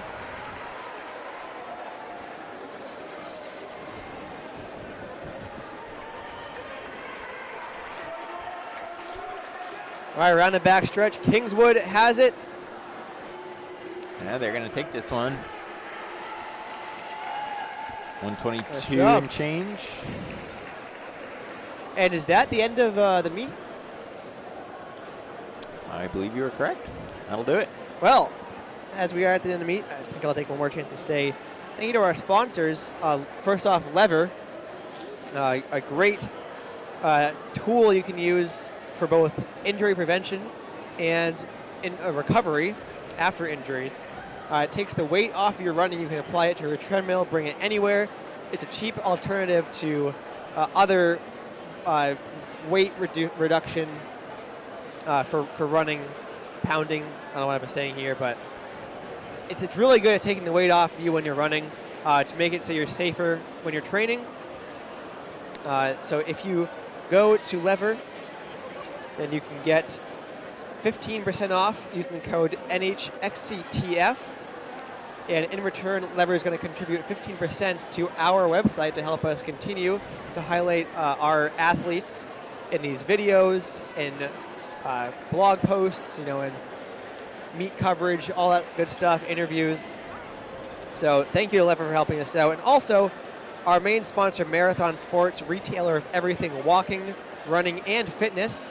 They're a huge contributor and supporter of Scholastic Running, and they do so by having all you guys head over to their website, marathonsports.com, which should be in the chat, I believe. Yep. You can go to one of 28 locations in New England. 3 are in New Hampshire. And you can get fitted for shoes, get all your good gear. The online store has a ton of stuff as well. So check out all of that. And yeah, thank you for tuning in. This has been New Hampshire Track and Field. And we are going to be seeing you at the afternoon meet. Yeah, we'll be back in just a bit. Bye-bye.